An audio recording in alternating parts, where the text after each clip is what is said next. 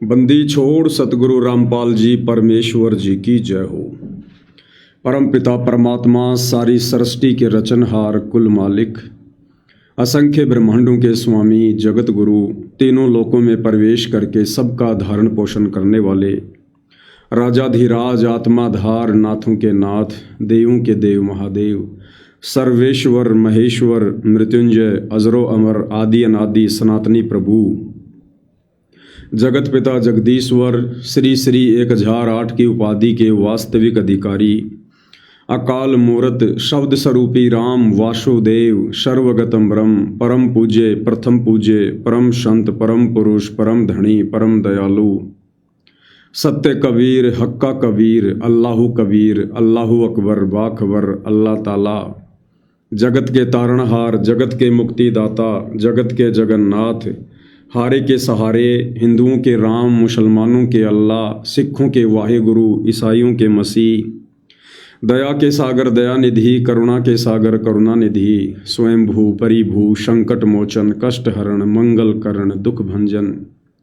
अविगत कबीर निर्विकार निर्विषम परमात्मा अलय अलेख सतगुरु आदि अनादि सतगुरु असली मर्यादा पुरुषोत्तम असली राम असली कृष्ण असली घनश्याम असली मुरारी राजाओं के राजा महाराजाओं के महाराजा शहंशाहों के शहंशाह सम्राटों के सम्राट भगवानों के भगवान अल्लाहों के अल्लाह प्रभुओं के प्रभु मसीहों के मसीह सच्चे वाहेगुरु बाबाओं के बाबा पीरों के पीर सेठों के सेठ जगत सेठ सावलसा सेठ सर्वगुण संपन्न अनंत कोटि कलाओं के स्वामी अनंत कोटि ब्रह्मांडों के नायक योगियों में महायोगी ध्यानियों में महाध्यानी सिद्धों में परम सिद्ध ज्ञानियों में तत्व ज्ञानी ब्रह्म ज्ञानी महाज्ञानी परम ज्ञानी सर्वश्रेष्ठ ज्ञानी विज्ञानी युवा कबीर समर्थ कबीर असमवाद अमित ओझा सच्चे रहनुमा करीम अल्लाह सुभान अल्लाह दुनिया के अंतिम पैगंबर 8 सितंबर 1951 से गांव धनाना जिला सोनीपत हरियाणा भारतवर्ष की पावन भूमि पे प्रकट रियल कल्कि भगवान श्री नारायण साकार हरि श्री बाबा साहेब नूर अनंत परमात्मा सच्चे दरवेश सच्चे बाखबर संत श्रोमणी सतगुरु रामपाल जी परमेश्वर जी के चरण कमल में साध संगति से जुड़े हुए देश विदेश से आप और हम सभी सत्सेवक भाई बहनों का अनंत कोटि दंडवत प्रणाम।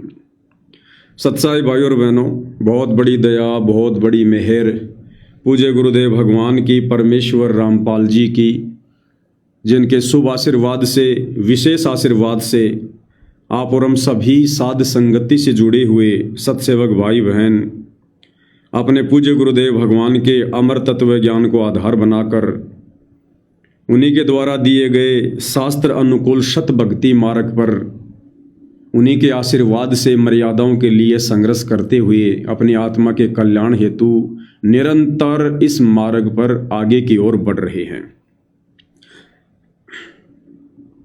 भाई और बहनों, इस कलयुग की बिचली पीढ़ी में परमेश्वर रामपाल जी के पंथ में और विशेषकर साध संगति से जुड़ने का सौभाग्य किन्हीं किन्हीं बिरला आत्माओं को ही मिलता है। और जिन जिन आत्माओं के सौभाग्य मिला हुआ है उन्होंने इस महा उपकार के लिए अपने पूज्य गुरुदेव भगवान के चरण धो धो के पीने चाहिए, चरण धो धो के, क्योंकि साध संगति ही परमेश्वर रामपाल जी का यथार्थ 13वां कबीर पंथ है। साध संगति से जुड़कर ही हम अपने गुरु को परमेश्वर के रूप में जान सकते हैं, पहचान सकते हैं। साध संगति से जुड़कर ही हम शतलोक जानने योग्य हंस निर्विकार आत्मा बन सकते हैं। और ये सौभाग्य परमेश्वर ने आप और हम चंद आत्माओं को दिया। इसके लिए हम परमपिता परमेश्वर जी का हृदय से, दिल से, आत्मा से अनंत कोटि बार दंडवत आभार प्रकट करते हैं। भाई और बहनों, आज से हम सभी भगत भाई बहन एक संकल्प लेंगे, क्योंकि जैसे जैसे परमपिता परमेश्वर आप और हम सबकी बुद्धि ओन करते जा रहे हैं, आप और हमने उसी हिसाब से अध्यात्म पर आगे की ओर बढ़ना है। क्योंकि हम साध संगति से जुड़े सत्सेवक भाई बहनों को इस बात का इल्म है, ज्ञान है कि धरती पर हमारे पूज्य गुरुदेव भगवान के रूप में साक्षात कबीर भगवान प्रकट हैं, सशरीर प्रकट हैं। इसलिए भाई और बहनों, आज के बाद हम अपनी दैनिक बोलचाल की भाषा में भगत भाई बहनों से हम जो बातचीत करते हैं, ज्ञान चर्चा करते हैं, या अन्य जगत के लोगों के सामने पूज्य गुरुदेव भगवान की हम चर्चा करते हैं, तो बार बार हम कह देते हैं संत रामपाल जी, संत रामपाल जी, संत रामपाल जी। तो आज के बाद हम कोशिश करेंगे कि हम अपने पूज्य गुरुदेव भगवान के नाम से पहले संत शब्द का प्रयोग ना करें, क्योंकि संत की तो वे भूमिका कर रहे हैं, असल में वे परमेश्वर हैं, साहिब हैं, परमात्मा है, परम अक्षर ब्रह्म हैं, कबीर देव हैं। जैसे वाणी आती है, साहिब से सतगुरु भय, सतगुरु से भय संत, धर धर वेख विशाल अंग, ये खेल है आदि और अंत। क्योंकि संत यहां पर ज्ञान देते हैं, काल भी यहां पर अपने संत भेजता है, तो परमेश्वर भी उसी विधि से एक संत का चोला धारण करते हैं, अपने नाम से पहले संत शब्द लगवाते हैं। जबकि ये जो संत शब्द है, संत कहते हैं भगत को, साधु को, साधक को, योगी को, यानी जो परमेश्वर जी की भक्ति करते हैं उनको संत कहा जाता है। उन्हें साधु कहा जाता है, भगत कहा जाता है, योगी कहा जाता है। तो हम कोशिश करेंगे, क्योंकि ये पुरानी आदत है, धीरे धीरे छूटेगी, लेकिन हम कोशिश करें कि आज के बाद हम पूज्य गुरुदेव भगवान के नाम से पहले संत शब्द का प्रयोग नहीं करेंगे। जब भी हमें आवश्यकता पड़ी पूज्य गुरुदेव भगवान का नाम लेने की, किसी को समझाने की, तो हम यही कहेंगे कि परमपिता परमेश्वर रामपाल जी ने ये कहा, हमारे पूज्य गुरुदेव का नाम परमेश्वर रामपाल जी है, या सतगुरु रामपाल जी है, या परमात्मा रामपाल जी है, या भगवान रामपाल जी है। हम संत शब्द का प्रयोग अब अगर गलती से निकल गया तो निकल गया, अन्यथा अपनी तरफ से हम भाई बहन अब आगे से पूज्य गुरुदेव जी के नाम से पहले ना तो संत शब्द लिखेंगे, ना कभी हम बोलेंगे। परमेश्वर, परमात्मा, सतगुरु, साहेब, भगवान, हम इन शब्दों का प्रयोग जो है वो करेंगे। दूसरी बात भाई और बहनों, मालिक की रजा तो अपरंपार है।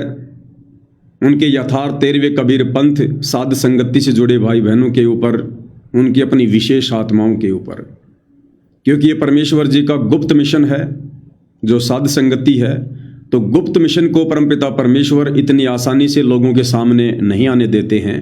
गुप्त है तो परमेश्वर एक समय तक उसको गुप्त ही रखते हैं, और अचानक से परमेश्वर फिर इसको पूरी दुनिया के सामने लेकर आएंगे। अब हम भाई बहनों ने बहुत ही धैर्य की जरूरत है, धैर्य धारण करने की जरूरत है।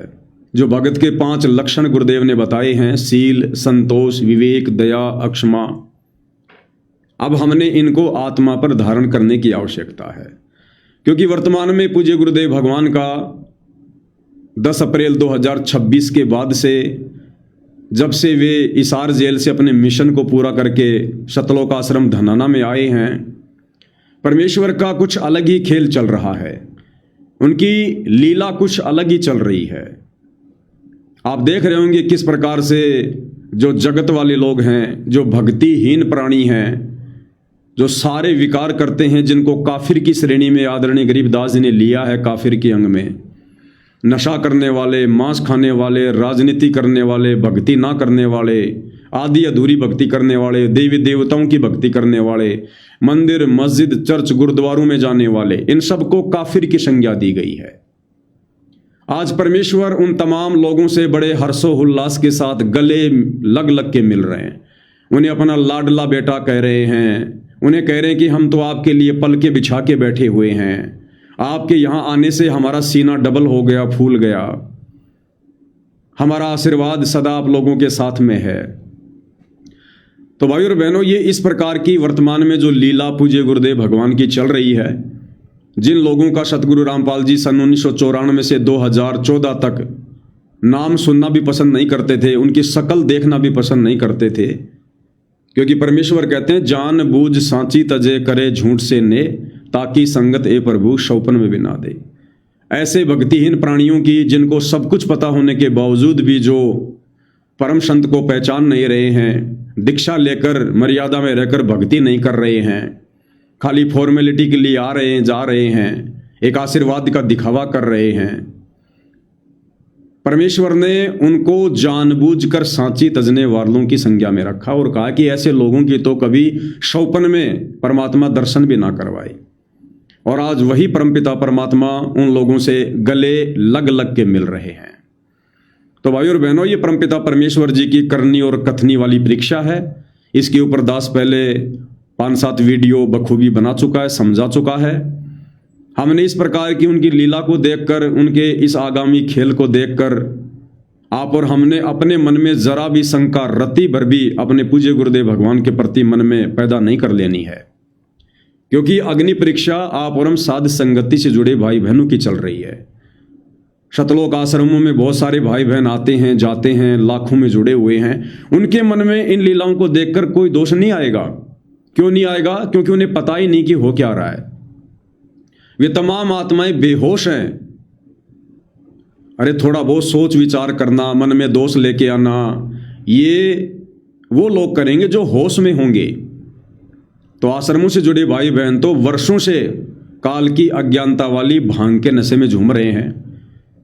जब गुरुदेव भगवान हिसार जेल में थे तो पीछे से 11.5 वर्षों से गुरुदेव के कलयुगी परिवार ने, सतलोक आश्रम कमेटी ने उन तमाम आत्माओं की इस कदर मर्यादाएं तोड़वा रखी हैं कि अब मर्यादा तोड़वाकर काल ने उनको ठंडे बस्ते में डाल दिया है कि अब इनका कुछ नहीं हो सकता। इनका गुरु इनके पंचर निकालते निकालते थक जाएगा, लेकिन इनके पंचर नहीं निकलेंगे। इतनी गलतियां इन आत्माओं ने कर रखी हैं। तो वो तमाम भाई बहन, चाहे गुरुदेव के बेटा बेटी, भाई बंधु रिश्तेदार हो, चाहे कोऑर्डिनेटर हो, चाहे आम संगत हो, वो बेचारे बेहोश हैं। उन्हें बिल्कुल भी इल्म नहीं है, बिल्कुल भी ज्ञान नहीं है कि ये क्या हो रहा है।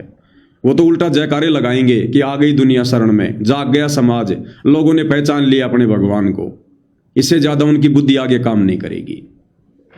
तो ये अग्नि परीक्षा हम साथ संगति से जुड़े सत्सेवक भाई बहनों की है, जिन्होंने गुरु की गैर हाजिरी में पिछले 11.5 वर्षों से अपना तन मन धन, मन कर्म वचन सब कुछ अपने गुरुदेव के चरणों में समर्पित कर रखा था। जिन आत्माओं का लक्ष्य केवल सतलोक की प्राप्ति है, जिन्होंने केवल अपने गुरु को देखा है, समाज को नहीं देखा उनकी गैर हाजिरी में, उन्होंने मर्यादाओं के लिए संघर्ष किया है, लोगों के सामने झुके नहीं, डरे नहीं, घबराए नहीं। तो ये उन आत्माओं की परीक्षा है। तो इन बातों को देखकर तनिक भी मन में शंका पैदा मत करना। ये परमेश्वर की अजब गजब लीला चल रही है और आने वाले कुछ ही समय में ये परमात्मा दूध का दूध, पानी का पानी भी पूरी दुनिया के सामने कर देगा। तो भाई और बहनों, बहुत ही धैर्य धारण करके इस भक्ति मार्ग पर आगे बढ़ने की आवश्यकता है।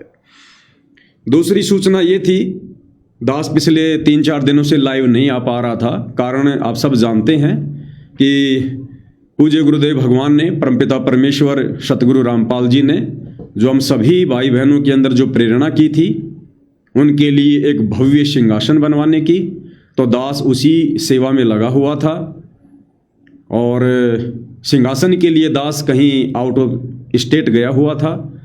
परमात्मा जी के आशीर्वाद से सिंहासन का ऑर्डर दे दिया गया है, 1 लाख रुपया एडवांस भी दे दिया गया है।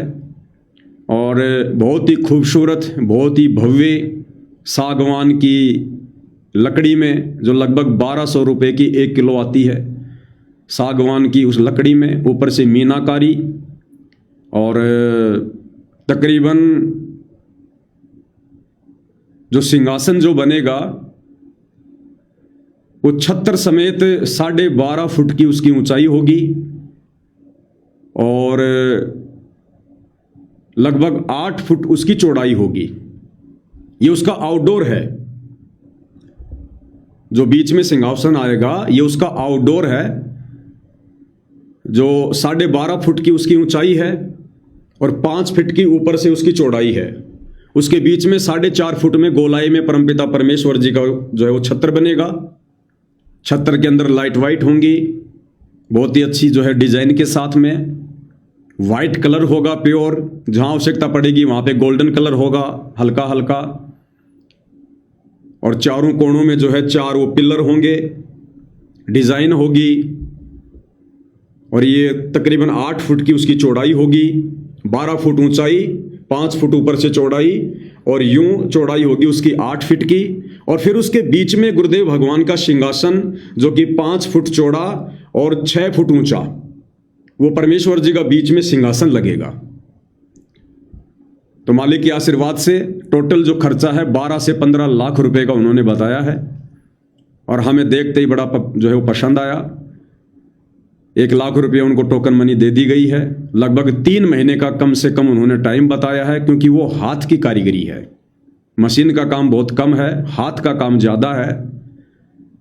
जो हेरिटेज स्टाइल में बनता है, जो राजा महाराजाओं का होता था, उस टाइप का परमपिता परमेश्वर जी बनवा रहे हैं। और ये जुलाई तक मालिक के दया से आ जाएगा। और बहुत सारी बातें हैं, जैसे हम पूज्य गुरुदेव भगवान के द्वारा जब वे हिसार जेल में थे और उन्होंने जो विशेष संदेश बाहर भेजे थे, उन विशेष संदेशों के ऊपर वीडियो बनाने की श्रृंखला वैसे तो जारी है, लेकिन परमात्मा जिस टॉपिक पर वीडियो बनवाना चाहेंगे पहले उसी टॉपिक के ऊपर वीडियो बनेंगे। तो आज हम जिक्र करेंगे जो घटनाएं पिछले 4-5 दिनों के अंतर्गत संगत में घटित हुई हैं, उन घटनाओं पे हम जिक्र करेंगे। जिक्र करना इसलिए आवश्यक है क्योंकि यदि हम उन घटनाओं की जानकारी में रहेंगे, हमें उन घटनाओं से संबंधित बातें पता होंगी, तो हम अपडेट रहेंगे। हमारी मर्यादा खंडित होने से बचेगी, हमारा विश्वास डगमग होने से बचेगा। अन्यथा इस समय परमपिता परमेश्वर जी जो लीलाएं कर रहे हैं, जो खेल वे खेल रहे हैं, उन लीलाओं को देखकर हर भगत इस भक्ति मार्ग पर टिक नहीं पाएगा। उन भगत आत्माओं को लगेगा कि पूज्य गुरुदेव भगवान तो बिल्कुल अपने सत्संगों के विपरीत जो है क्रियाएं कर रहे हैं। ऐसा तो गुरुदेव ने आज से पहले कभी नहीं किया, ऐसा तो गुरुदेव ने कभी नहीं बोला। जैसे आपने देखा होगा आजकल में सतलोक आश्रम धनाना गांव के जो युवा लड़के थे, जिनके लिए सतगुरु रामपाल जी के कलयुगी परिवार ने लगभग 1 करोड़ रुपए की लागत से धनाना गांव में बैडमिंटन का स्टेडियम बनवाया था, वो सभी लड़के उस बैडमिंटन स्टेडियम की बड़ी सी फोटो लेकर सतगुरु रामपाल जी को सम्मानित करने के लिए आए। सतगुरु रामपाल जी ने बड़े हर्षोल्लास के साथ उस बैडमिंटन वाली फोटो को ग्रहण किया, सबको आशीर्वाद दिया, नो ऑब्जेक्शन। अब भाई बहनों के मन में शंका हो सकती है कि भाई ये तो सतगुरु रामपाल जी के भक्ति मार्ग में है ही नहीं। आज से पहले तो पूज्य गुरुदेव भगवान ने अपने सत्संगों में पूरे विश्व को संदेशा दिया कि हमने कोई भी गेम नहीं खेलना है, ना हमने एक क्रिकेट का मैच देखना है, ना फुटबॉल का मैच देखना है, ना खेलना है। इससे हमारा समय बर्बाद होता, हमारे सांसें बर्बाद होती हैं। ये काल का एक भयंकर षड्यंत्र है, जाल है, ताकि भक्ति की तरफ हमारा ध्यान ना जाए। और जब हम कोई भी गेम खेलते हैं तो उसमें मेहनत बहुत ज़्यादा होती है, हमारी सांसें बहुत तेज़ी से बर्बाद होती हैं। और एक एक श्वास की यहाँ पर कीमत बताई गुरुदेव ने कि कहता हूँ कहीं जात हूँ, कहूँ बजा कर ढोल, श्वास जो खाली जात है वो 3 लोक का मोल।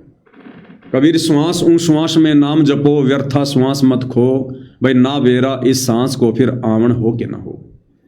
तो आज से पहले तो गुरुदेव ने हमें ये ज्ञान दिया, और आज पूज्य गुरुदेव भगवान खेल को बढ़ावा दे रहे हैं, उन लोगों को आशीर्वाद दे रहे हैं, उनको प्यार दे रहे हैं जो लोग बैडमिंटन खेलते हैं, अन्य गेम खेलते हैं। तो बहुत सारी बातें भाई और बहनों, विचलित होने की आवश्यकता नहीं है।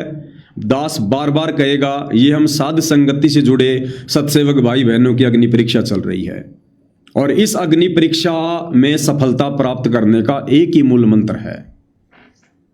देखो, जिनको परमेश्वर जी का ज्ञान समझ में आ गया, जिनको दृढ़ विश्वास है, जिनको उनके खेल समझ में आ रहे हैं, उनकी लीला समझ में आ रही है, उन आत्माओं को तो सुई की नोक रखने जितनी भी अगर काल शंका पैदा करना चाहेगा तो मुंह की खाएगा, क्योंकि उन्हें तो पता है अपने परमेश्वर जी के विषय में। जो भाई बहन थोड़े बहुत कमजोर हैं, दास उनसे प्रार्थना करेगा कि आपके लिए विजय प्राप्त करने का एक ही मूल मंत्र है, आप जी ये सोचकर भक्ति करो कि मेरे गुरुदेव भगवान तो 10 अप्रैल 2026 को हिसार जेल से धनाना आश्रम में नहीं बल्कि अपने निज लोक सतलोक को चले गए। पूज्य गुरुदेव भगवान परमेश्वर रामपाल जी 10 अप्रैल 2026 को धनाना आश्रम में ना आकर सतलोक चले गए हैं और उन्होंने जाने से पहले हमें जो नियम बता दिए, जो मर्यादा बता दी, जो उनका वचन है, हमने तो बस उसमें रह के भक्ति करनी है। संकल्प वाला है तो सोच लो बस सत्संग ही सुनना है। कबीर जब तब संयम साधना सब सुमरण के माही, और सत्संग ध्यान से सुनना भी गुरुदेव ने सुमरण ही बताया है। तो ये सोचकर कि बस मैंने तो उतना ही करना है, वैसा ही करना है जैसा मेरे गुरुदेव भगवान ने मुझे अपने सत्संगों में बताया है। मैंने ये नहीं देखना कि गुरुदेव ने सत्संगों में क्या बताया और आज गुरुदेव क्या कर रहे हैं। गुरुदेव आप और हमारी तरह कोई सामान्य प्राणी नहीं है, कोई इंसान नहीं है, कोई व्यक्ति नहीं है, हाड़ मांस का पुतला नहीं है। गुरुदेव केवल एक लीला कर रहे हैं मानव चोले में। तो आप और हमने उनकी उन क्रियाओं को नहीं देखना जो वर्तमान में वे कर रहे हैं, वो चाहे उनके भक्ति नियमों के अंतर्गत हैं या भक्ति मर्यादाओं के खिलाफ हैं। अगर हमें गुरुदेव ने कह दिया कि बेटा आपने नशा नहीं करना, और गुरु चाहे सिगरेट की 5 डब्बियां दिन में फूंक रहा है तो फूंकने दो, हमने ध्यान ही नहीं देना उस तरफ। हमने ध्यान केवल उस बात पर देना है जो गुरु जी ने हमें कहा है, यानी गुरु की जो करनी है हमने उसको देख कर नहीं चलना। गुरु की जो कथनी है, कथनी यानी सत्संग, उन्होंने जो कथ दिया, जो कह दिया, आप और हमें जो नियम बता दिए, जो मर्यादा बता दी, भक्ति की विधि बता दी, हमें जो भक्ति का रास्ता दिखा दिया, बस हमने उस रास्ते पर चलना है। हमने ये नहीं देखना कि अब गुरु क्या कर रहा है, गुरु ने हमें क्या कहा है, हमने क्या करना है, हमने उस बात पर ध्यान देना है। तब भाई और बहनों इस अग्नि परीक्षा में सफल हो पाएंगे। अन्यथा हो सकता है ये अग्नि परीक्षा लंबी भी चल जाए, हो सकता है परमात्मा सप्ताह भर में समाप्त कर दे, 1 महीने में समाप्त कर दे, 2026 में समाप्त कर दे, ना करे तो भाई ये 10 साल भी चल जाए। तो आप और हमने केवल उतना ही करना है जितना परमेश्वर जी ने हमें करने के लिए कहा है। तो इन बातों का हमने विशेष तौर पर ध्यान रखना है। अब बात करेंगे भाई और बहनों वर्तमान में संगत में जो घटनाएं घटित हो रही हैं, क्योंकि आप और हमने तो पूज्य गुरुदेव भगवान के संकेतों को समझकर दृढ़ रहना है। हमने इन तमाम घटित हो रही घटनाओं को जानकर आप और हमने भक्ति मार्ग पर दृढ़ होकर लगे रहना है। सतगुरुदेव भगवान के हिसार जेल से बाहर आने के बाद सतलोक आश्रम कमेटी वालों की तरफ से मैसेज आ रहे हैं कि एक शुक्राई नाथ जी हैं, कोई हरियाणा से, नाथ संप्रदाय से हैं, शुक्राई नाथ जी, जिनकी फोटो आप जी देख रहे होंगे।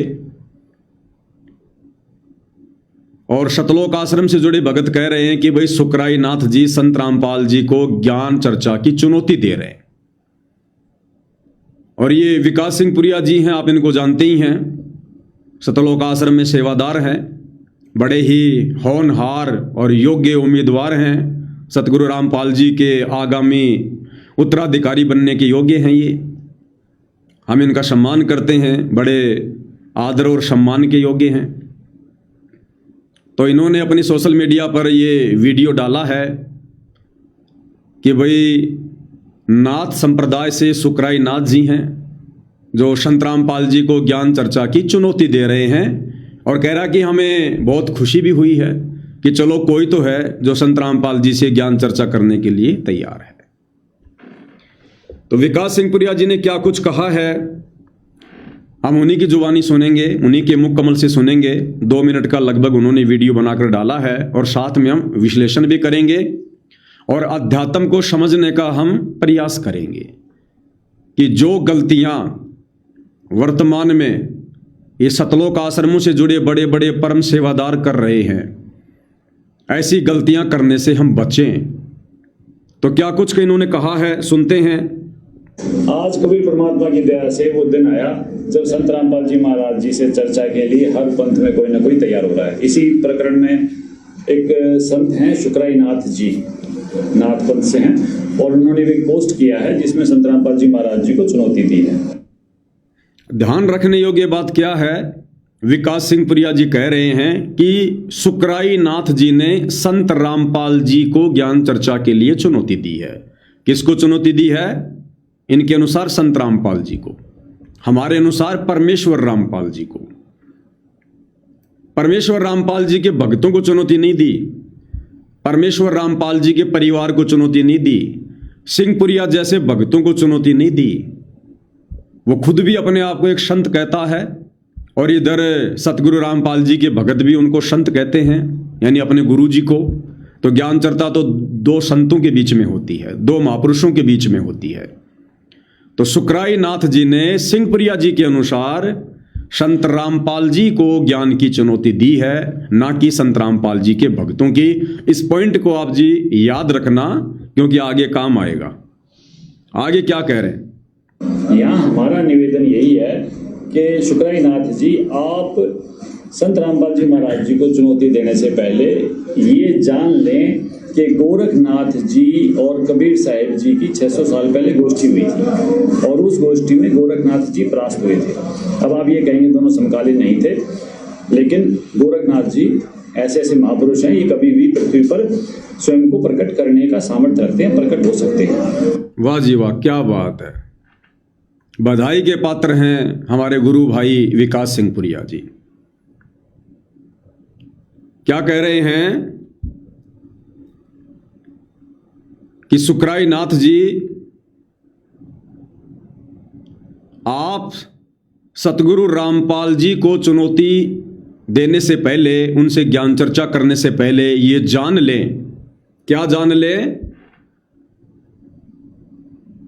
कि गोरखनाथ जी ने भी एक बार 650 साल पहले कबीर जी से ज्ञान गोष्ठी की थी, ज्ञान चर्चा की थी, और उस ज्ञान गोष्ठी में कबीर जी ने गोरखनाथ जी को हरा दिया था। और गोरखनाथ जी कबीर जी के समकालीन थे। हालांकि गोरखनाथ जी बहुत पहले हुए थे, सतयुग में हुए थे।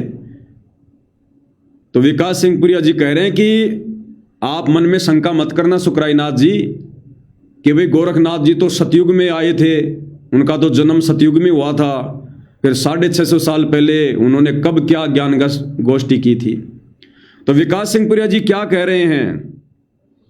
विकास सिंह पुरिया जी कह रहे हैं कि गोरखनाथ जी वो महापुरुष हैं जो कभी भी प्रकट हो सकते हैं, कहीं भी प्रकट हो सकते हैं।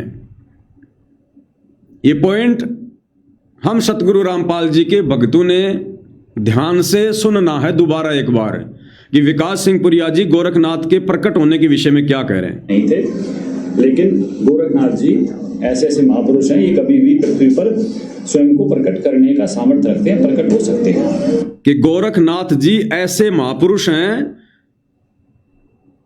जो स्वयं को धरती पर प्रकट करने का सामर्थ्य रखते हैं, और ये कभी भी प्रकट हो सकते हैं, कहीं भी प्रकट हो सकते हैं। अब भाई और बहनों, विचार करने की बात यह है, इन सतलोक आश्रम वालों का ये ज्ञान, इनका ये तत्व ज्ञान उस दिन कहां चला जाता है, कौन से चूहे के बिल में घुस जाता है, जब ये लोग 8 सितंबर के दिन अपने पूज्य गुरुदेव भगवान सतगुरु रामपाल जी का जन्मदिन मनाते हैं। इनका ये तत्व ज्ञान उस दिन कहां दौड़ जाता है, जब ये बात बात पर लोगों को कहते हैं कि संत रामपाल जी का तो जन्म हुआ है, संत रामपाल जी का जन्म किसान परिवार में हुआ है, संत रामपाल जी की माता का नाम इंद्रो देवी है, संत रामपाल जी के पिता का नाम नंदराम है, इनका तो जन्म हुआ है। अरे उस समय तुम्हारा ये तत्व ज्ञान कहां चला जाता है भाई? ग्रहण लग जाता है क्या इसको? मंदबुद्धि प्राणियों, तुम खुद अपने मुख से कह रहे हो कि गोरखनाथ ये ऐसे महापुरुष हैं जो कभी भी प्रकट होने का सामर्थ्य रखते हैं। इनको बार बार मां के गर्भ से जन्म लेकर आने की जरूरत नहीं है, ये खुद प्रकट हो जाते हैं कहीं भी। अरे तो सतगुरु रामपाल जी को आप सतलोक आश्रम वालों ने गोरखनाथ से भी नीचे की कैटेगरी में समझ रखा है क्या? फिर आप ये बात क्यों नहीं मानते कि सतगुरु रामपाल जी भी प्रकट हुए हैं? और सतगुरु रामपाल जी वो महापुरुष हैं जो कभी भी कहीं भी प्रकट होने का सामर्थ्य रखते हैं। जब हम साध संगति से जुड़े हुए सत्सेवक भाई बहन सतगुरु का प्रकट दिवस मनाते हैं और चिल्ला चिल्ला कर उनकी महिमा करते हैं कि सतगुरु रामपाल जी का जन्म नहीं हुआ, इनकी कोई माता नहीं, इनका कोई पिता नहीं है, ये केवल एक लीला है परमेश्वर जी की। इंद्रो देवी और भगत नंदराम उनके मुंह बोले माता पिता हैं। ये परमेश्वर सांसारिक लोगों को धोखा देने के लिए गर्भ से आने वाली लीला करते हैं, असल में ये प्रकट होते हैं। उस समय ये सतलोक आश्रम वाले कहते हैं कि साध संगति वाले तो पागल हैं, गुरु जी को कह रहे हैं गुरु जी तो प्रकट हुए हैं। अरे गुरु जी का तो जन्म हुआ है, धनाना में हुआ है, फलाना है, दिखना है। और आज ये खुद अपने मुख से कह रहे हैं कि गोरखनाथ क्या है, गोरखनाथ अध्यात्म में क्या है गोरखनाथ? गोरखनाथ तो कबीर भगवान के भक्तों के पैर के नाखून के बराबर भी नहीं है तत्व ज्ञान में, आध्यात्मिक ज्ञान में, भक्ति मार्ग में। और जब वो गोरखनाथ भी सतलोक आश्रम वालों के अनुसार कहीं भी प्रकट हो सकता है, प्रकट होने का सामर्थ्य रखता है, तो भाई सतगुरु रामपाल जी के पास वो सामर्थ्य नहीं है क्या प्रकट होने का?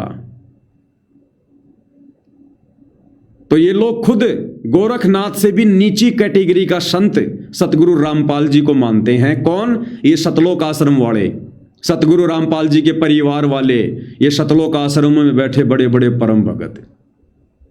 तो इनकी करनी और कथनी में भाई और बहनों कितना अंतर है। इन्होंने कभी अपने गुरुदेव के लिए ये बात नहीं कही आज तक कि हमारे पूज्य गुरुदेव परमेश्वर रामपाल जी कहीं भी प्रकट होने का सामर्थ्य रखते हैं, और वे प्रकट हुए हैं। इन्होंने कभी भी दृढ़ता के साथ ये बात नहीं कही आज तक। और गोरखनाथ जो कबीर परमेश्वर जी के शिष्य बने थे 650 साल पहले, और आज वही कबीर परमात्मा सतगुरु रामपाल जी के रूप में धरती पर प्रकट है, जिनके आगे गोरखनाथ की कोई औकात नहीं, कोई हैसियत नहीं है। और ये परमात्मा कभी प्रकट नहीं हो सकता, ये जन्म लेकर आता है, इनके पास वो सामर्थ्य नहीं है। तो सतलोक आश्रम वालों अपनी बुद्धि पे थोड़ा सा जोर डालो, थोड़ा सा जोर।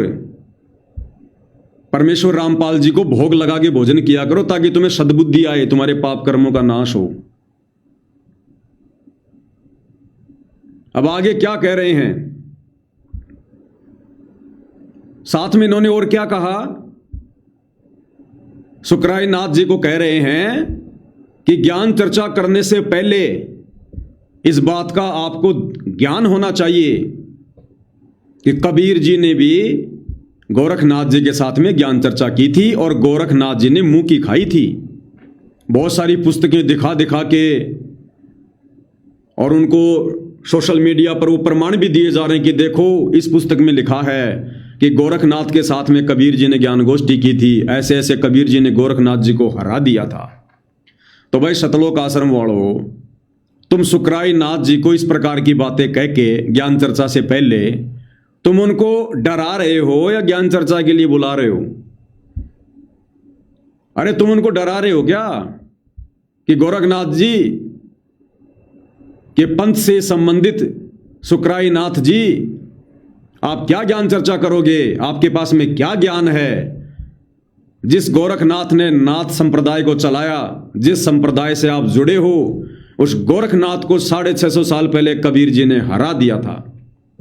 आप क्या ज्ञान चर्चा करोगे?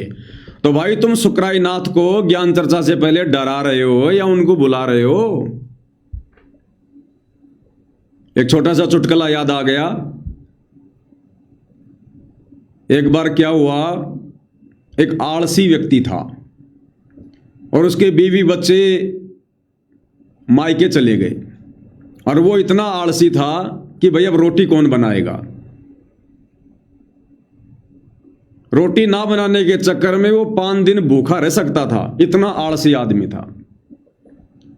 अब जैसे उसके बीवी बच्चे मायके गए, दूसरे दिन उस भाई का एक रिश्तेदार आ गया। अब भाई को बड़ी चिंता होगी कि यहां तो मैं मेरे लिए भोजन नहीं बना रहा, रोटियां नहीं बना रहा, अब इसके लिए कैसे बनाऊं। रिश्तेदार दोपहर को आया था, शाम हो गई। जब शाम हुई तो उस भाई ने कहा, जी खाना खाओगे?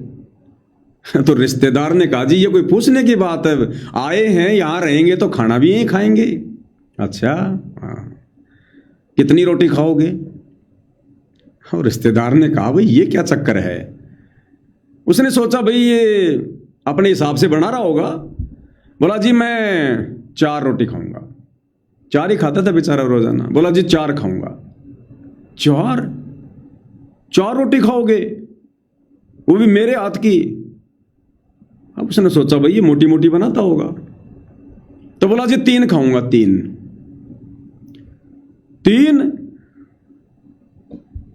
और मेरे हाथ की खा लोगे 3 रोटी? उसने देखा और मोटी मोटी बनाता होगा, तो बोला, जी 2 खा लूंगा। वो बोला, भाई साहब सोच ले, मेरे हाथ की और 2 रोटी खा लेगा, सोच ले। उसने सोचा भाई ये ढंग से कोई बाटी वाटी बनाता होगा, मोटी हनुमान जी का रोट बनाता होगा। तो उसने कहा, जी 1 तो खा ही लूंगा। बोला, 1 रोटी तो खा ही लूंगा। अब इतने में वो भाई क्या बोला? बोले, यार सो जा, अब 1 रोटी के लिए क्या तवा गर्म करवाएगा मेरे से? बोला, सो जा यार, अब 1 रोटी के लिए क्या तवा गर्म करेंगे, सो जा। उस रिश्तेदार को सुला दिया। तो इसी प्रकार भाई और बहनों, ये सतलोक आश्रम वाले, ये विकास सिंहपुरिया जैसे भगत, ये सुकराय नाथ को डरा रहे हैं क्या कि तुम्हारा गोरखनाथ भी हार गया था, पराजित हो गया था, देख लेना तुम्हारे साथ क्या होगा, तुम तो गोरखनाथ के बराबर भी नहीं हो। अगर ज्ञान चर्चा करने आओ या चुनौती दो तो सोच समझ के दो। तो भाई विकास सिंहपुरिया जी, आप डरा रहे हो या आप उनको ज्ञान चर्चा के लिए बुला रहे हो? थोड़ा ध्यान रखो इन बातों का। अब आगे विकास सिंहपुरिया जी क्या कह रहे हैं, ध्यान से सुनिएगा भाई और बहनों। इसको कहते हैं गुरु का गुरु बनना। ये जरूरी नहीं है कि सतगुरु रामपाल जी 11 साल के बाद में सतलोक आश्रम धनाना में आ गए तो भक्तों का ज्ञान योग खुल जाएगा। आकर के उन्होंने आशीर्वाद दे दिया, मैन भक्तों को दिन में कई बार दे दिया, तो इनकी बुद्धि ऑन हो गई होगी, और ज्यादा ऑफ होती जा रही है, और ज्यादा। अब आगे क्या कह रहे हैं भाई और बहनों, ध्यान से सुनिएगा। अब इसी चर्चा को आगे बढ़ाते हुए कबीर साहब का एक दोहा है, उसका आप अगर विवरण दे दें। कबीर, कौन ब्रह्मा का पिता है, कौन विष्णु की माँ, शंकर का दादा कौन है, ये हमको दे बता। बस इतनी सी बात है शुक्रानाथ जी। अगर आप ब्रह्मा जी का पिता, विष्णु जी की माँ और शंकर जी का दादा बता देंगे, और ये कोई ऐसी वैसी बात नहीं है, ये कबीर साहब जी का दोहा है, और इसका उत्तर जो है संत रामपाल जी महाराज जी अपने ज्ञान में दे चुके हैं। आप अपने पंथ में, अपने ज्ञान में इसका उत्तर दे दें। हम चर्चा के लिए संत रामपाल जी महाराज जी की दया से, संत रामपाल जी महाराज जी की आज्ञा से, उनके शिष्य चर्चा के लिए आपसे हमेशा तैयार हैं, और गुरु से पहले हमारा निवेदन स्वीकार करें। हम चर्चा के लिए तैयार हैं। बस इतना सा बताना है, कौन ब्रह्मा का पिता है, कौन विष्णु की माँ, शंकर का दाता कौन है, हमको दे बताओ। सत साहिब सतगुरुदेव जी की जय। तो देखा भाई और बहनों, इसको कहते हैं बेबुद्धि के काम, इसको कहते हैं जबरदस्ती का ठेकेदार, इसको कहते हैं गुरु का गुरु बनना। सुकराय नाथ ने चुनौती दी है परमेश्वर रामपाल जी को ज्ञान चर्चा के लिए, ना कि परमेश्वर रामपाल जी की संगत को, ना कि उनके भक्तों को। और ये मेंढक की तरह बीच में फुदक फुदक के आ रहे हैं मान बढ़ाई के लिए, और पहले सवाल कर रहे हैं उससे कि सुकराय नाथ जी हमें ये जवाब दे दो, कौन ब्रह्मा का पिता है, कौन विष्णु की मां, शंकर का दादा कौन है, हमको दे बता। अरे तुम्हें क्यों बताएगा भाइयों? उसने ज्ञान चर्चा करनी है सतगुरु रामपाल जी से, उसने ज्ञान चर्चा की चुनौती दी है सतगुरु रामपाल जी को। सतगुरु रामपाल जी के भक्तों से तो उनका कोई लेना देना ही नहीं है। अब ये बिन बुलाए मेहमान की तरह बीच में फुदक रहे हैं, पहले सवाल कर रहे हैं उससे। अरे सवाल भाई सतगुरु रामपाल जी करेंगे या सुकराय नाथ जी करेंगे? उन दो महापुरुषों के बीच में होनी है ज्ञान चर्चा। ये बीच में सवाल पे सवाल दाग रहे हैं। और कह रहे हैं कि हमारे गुरुजी से ज्ञान चर्चा से पहले हमारे से ज्ञान चर्चा कर लो, हमारे से ज्ञान चर्चा कर लो, हमारे गुरुजी से ज्ञान चर्चा से पहले। यह है जबरदस्ती के ठेकेदार। ये कर लेंगे ज्ञान चर्चा भाई और बहनों, है इनको इतना ज्ञान। अच्छा, ये विकास सिंह प्रिया क्यों बोल रहा है ये बात? अज्ञानता में। ये जबरदस्ती की ठेकेदारी छूटती नहीं है इंसान से। राज त्यागना सहज है, सहज नारी का ने, मान बढ़ाई ईर्ष्या दुर्लभ तजनाई। ये मान बढ़ाई नहीं छोड़ी जा सकती है। बड़ा मुश्किल है जिसको ये रोग लग जाए। कह रहा है हमारे गुरुजी से ज्ञान चर्चा करने से पहले हमारे से कर लो। और ये बात ये क्या सोच के बोल रहा पता है? कि 650 साल पहले गोरखनाथ जी ने ज्ञान चर्चा की चुनौती दी थी पंडित रामानंद जी को।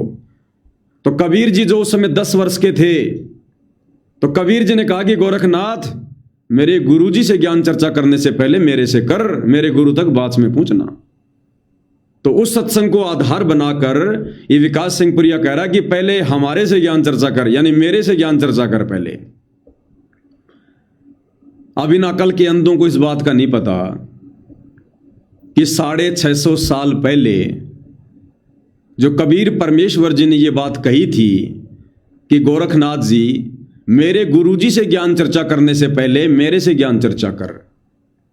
क्यों कही थी कबीर परमात्मा ने? क्योंकि कबीर परमात्मा जी को पता था कि इस ज्ञान चर्चा में पंडित रामानंद जी हारेंगे, क्योंकि ये तो सिद्धि से बात करेगा, ये तो चमत्कार दिखाएगा। दुनिया चमत्कार को नमस्कार करती है, दुनिया को ज्ञानवान से कोई लेना देना नहीं है।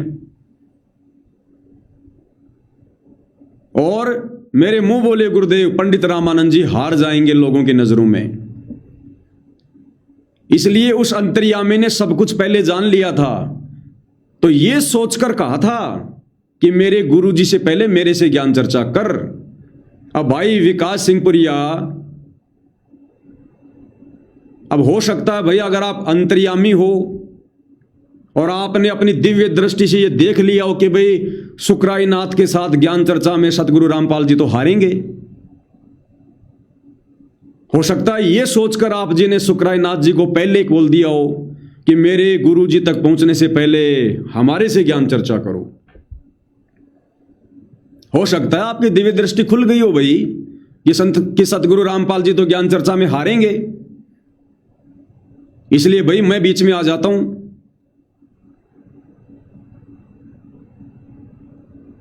तो यह है भाई और बहनों बेबुद्धि के काम, बेअक्ली के काम। भाई जब तेरा गुरु है, ये अब हिसार जेल में थोड़ी बैठे हैं पूज्य गुरुदेव, अब तो शतलोक आश्रम धनाना में बैठे हैं ना। अरे तुम्हें तो खुशी मनानी चाहिए कि चलो कोई तो है जो ज्ञान चर्चा के लिए आ रहा है, और तुम्हें विश्वास होना चाहिए अपने गुरुदेव के ऊपर, अपने गुरुदेव के ज्ञान के ऊपर, उनकी समर्थता के ऊपर।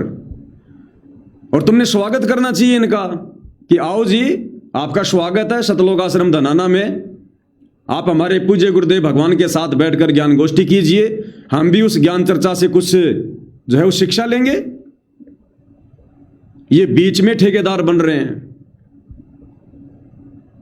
जैसे ये बरवाला कांड 2014 के समय बीच में ठेकेदार बन गए थे ना, पुलिस प्रशासन आ रहा था सतगुरु रामपाल जी को लेने के लिए, ये बीच में ठेकेदार बन गए कि सतगुरु रामपाल जी तक पहुंचने के लिए हमारी लाशों के ऊपर से गुजरना पड़ेगा। और क्या हुआ फिर? क्या हुआ उसके बाद? तुम आश्रम वालों को अच्छे से पता है।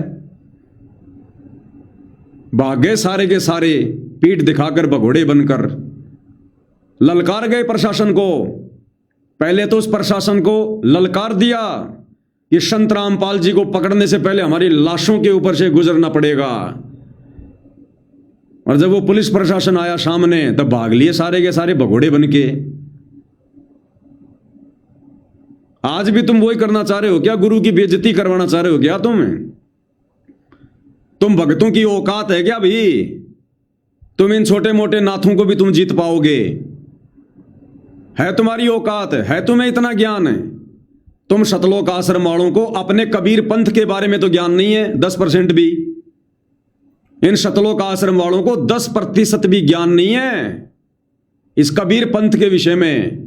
ये गोरखनाथ जी के पंथ के विषय में क्या खाक जानेंगे ये? गोरखनाथ के विषय में इनको केवल इतना ही पता जितना सतगुरु रामपाल जी ने 2-4 बातें बता रखी हैं, इससे ज्यादा नहीं पता इनको कुछ भी। तो जरूरी हो शुक्राना तुम्हारे से वही ज्ञान चर्चा करेगा जो गुरु जी ने हमें जो बातें जो बता रखी हैं गोरखनाथ जी के विषय में। उनके पास तो दुनिया भर की अटपट है, दुनिया भर की बातें उनके पास तो, और लोगों को तो बढ़िया बढ़िया वही चाहिए जो ज्यादा बोले। लोगों को शास्त्रों से मतलब नहीं है कि भाई ये शास्त्रों में दिखाएगा। लोगों को सारा दिन पेट भरने से फुर्सत नहीं है, तुम्हारे शास्त्र देखने का समय उनके पास में। अगर विकास प्रिया ये सोचकर अगर सामने कूद रहा है कि मेरे गुरु से पहले मेरे से ज्ञान चर्चा कर, क्योंकि हम लोग शास्त्र दिखाएंगे लोगों को ज्ञान चर्चा में प्रोजेक्टर पर, कि भाई दुनिया शिक्षित है, लोग शास्त्रों को देखकर और स्वयं निर्णय कर लेंगे कि शुक्राय नाथ हार गया या विकास सिंह पुरी हार गया, किसकी बात सही है। अरे भैया लोगों के पास समय नहीं है तुम्हारे शास्त्र देखने का। और लोग तो वैसे ही सतगुरु रामपाल जी के इस तत्व ज्ञान को जो है वो नापसंद करते हैं। लोगों ने तो वैसे ही उनको ब्रह्मा विष्णु महेश की भक्ति ना करवाने की उपाधि दे रखी है। लोगों ने तो वैसे ही सतगुरु रामपाल जी को सनातन धर्म का विरोधी घोषित कर रखा है। लोग तो वैसे ही सतगुरु रामपाल जी के ज्ञान के विरोध में हैं, और तुम उनके चेले चपाटे शुक्राय नाथ से ज्ञान चर्चा करके शास्त्र दिखा के तुम विजय प्राप्ति की इच्छा जता रहे हो क्या? अरे ये जो मान सम्मान के प्रोग्राम हो रहे थे, इन मान सम्मान के प्रोग्रामों में और जिन लोगों का तुमने मोटर पाइप दे दे के, जिन लोगों पर करोड़ों रुपए बर्बाद करके, जिन लोगों के तुमने खेतों का पानी निकाला था, वो लोग, वो गांव वाले भी तुम्हारे भगवान का जयकारा तक पसंद नहीं करते। वो तुम्हारी ज्ञान चर्चा कहां से पसंद करेंगे? देखा नहीं क्या वीडियो तुमने, जब इन मान सम्मान के कार्यक्रमों में सतगुरु रामपाल जी का जयकारा लगाया जा रहा था। सादीपुर हरियाणा में जो मान सम्मान का कार्यक्रम हुआ था, उसमें जब इस कबीर भगवान का जयकारा लगाया जा रहा था, बोलो बंदी छोड़ की जय, तो वो ही गांव वाले, जिन गांव वालों का तुमने मोटर पाइप दे दे के पानी निकाला था, वो गांव वाले जयकारा सुनना भी पसंद नहीं करते तुम्हारे भगवान का। और तुम्हारी कितनी खड़ी खड़ी बेइज्जती करी थी उन लोगों ने, सुन लो एक बार। वाक्य में ये पेरा बड़ा भाई, भगवान के बाद अगर कोई किसान का है तो संत रामपाल है भाई। बंदी छोड़ सतगुरु रामपाल जी भगवान जी की जय हो। बंदी छोड़ की मैं बोल दूंगा भाई, तू बीच में ना बोलो, दो बात कर देता कर दे। एक बार बोल दे बंदी छोड़ की, ये तो पानी पी लिया वाला ठिरा दिए बीच में। सुन लिया, ये वो गांव वाले हैं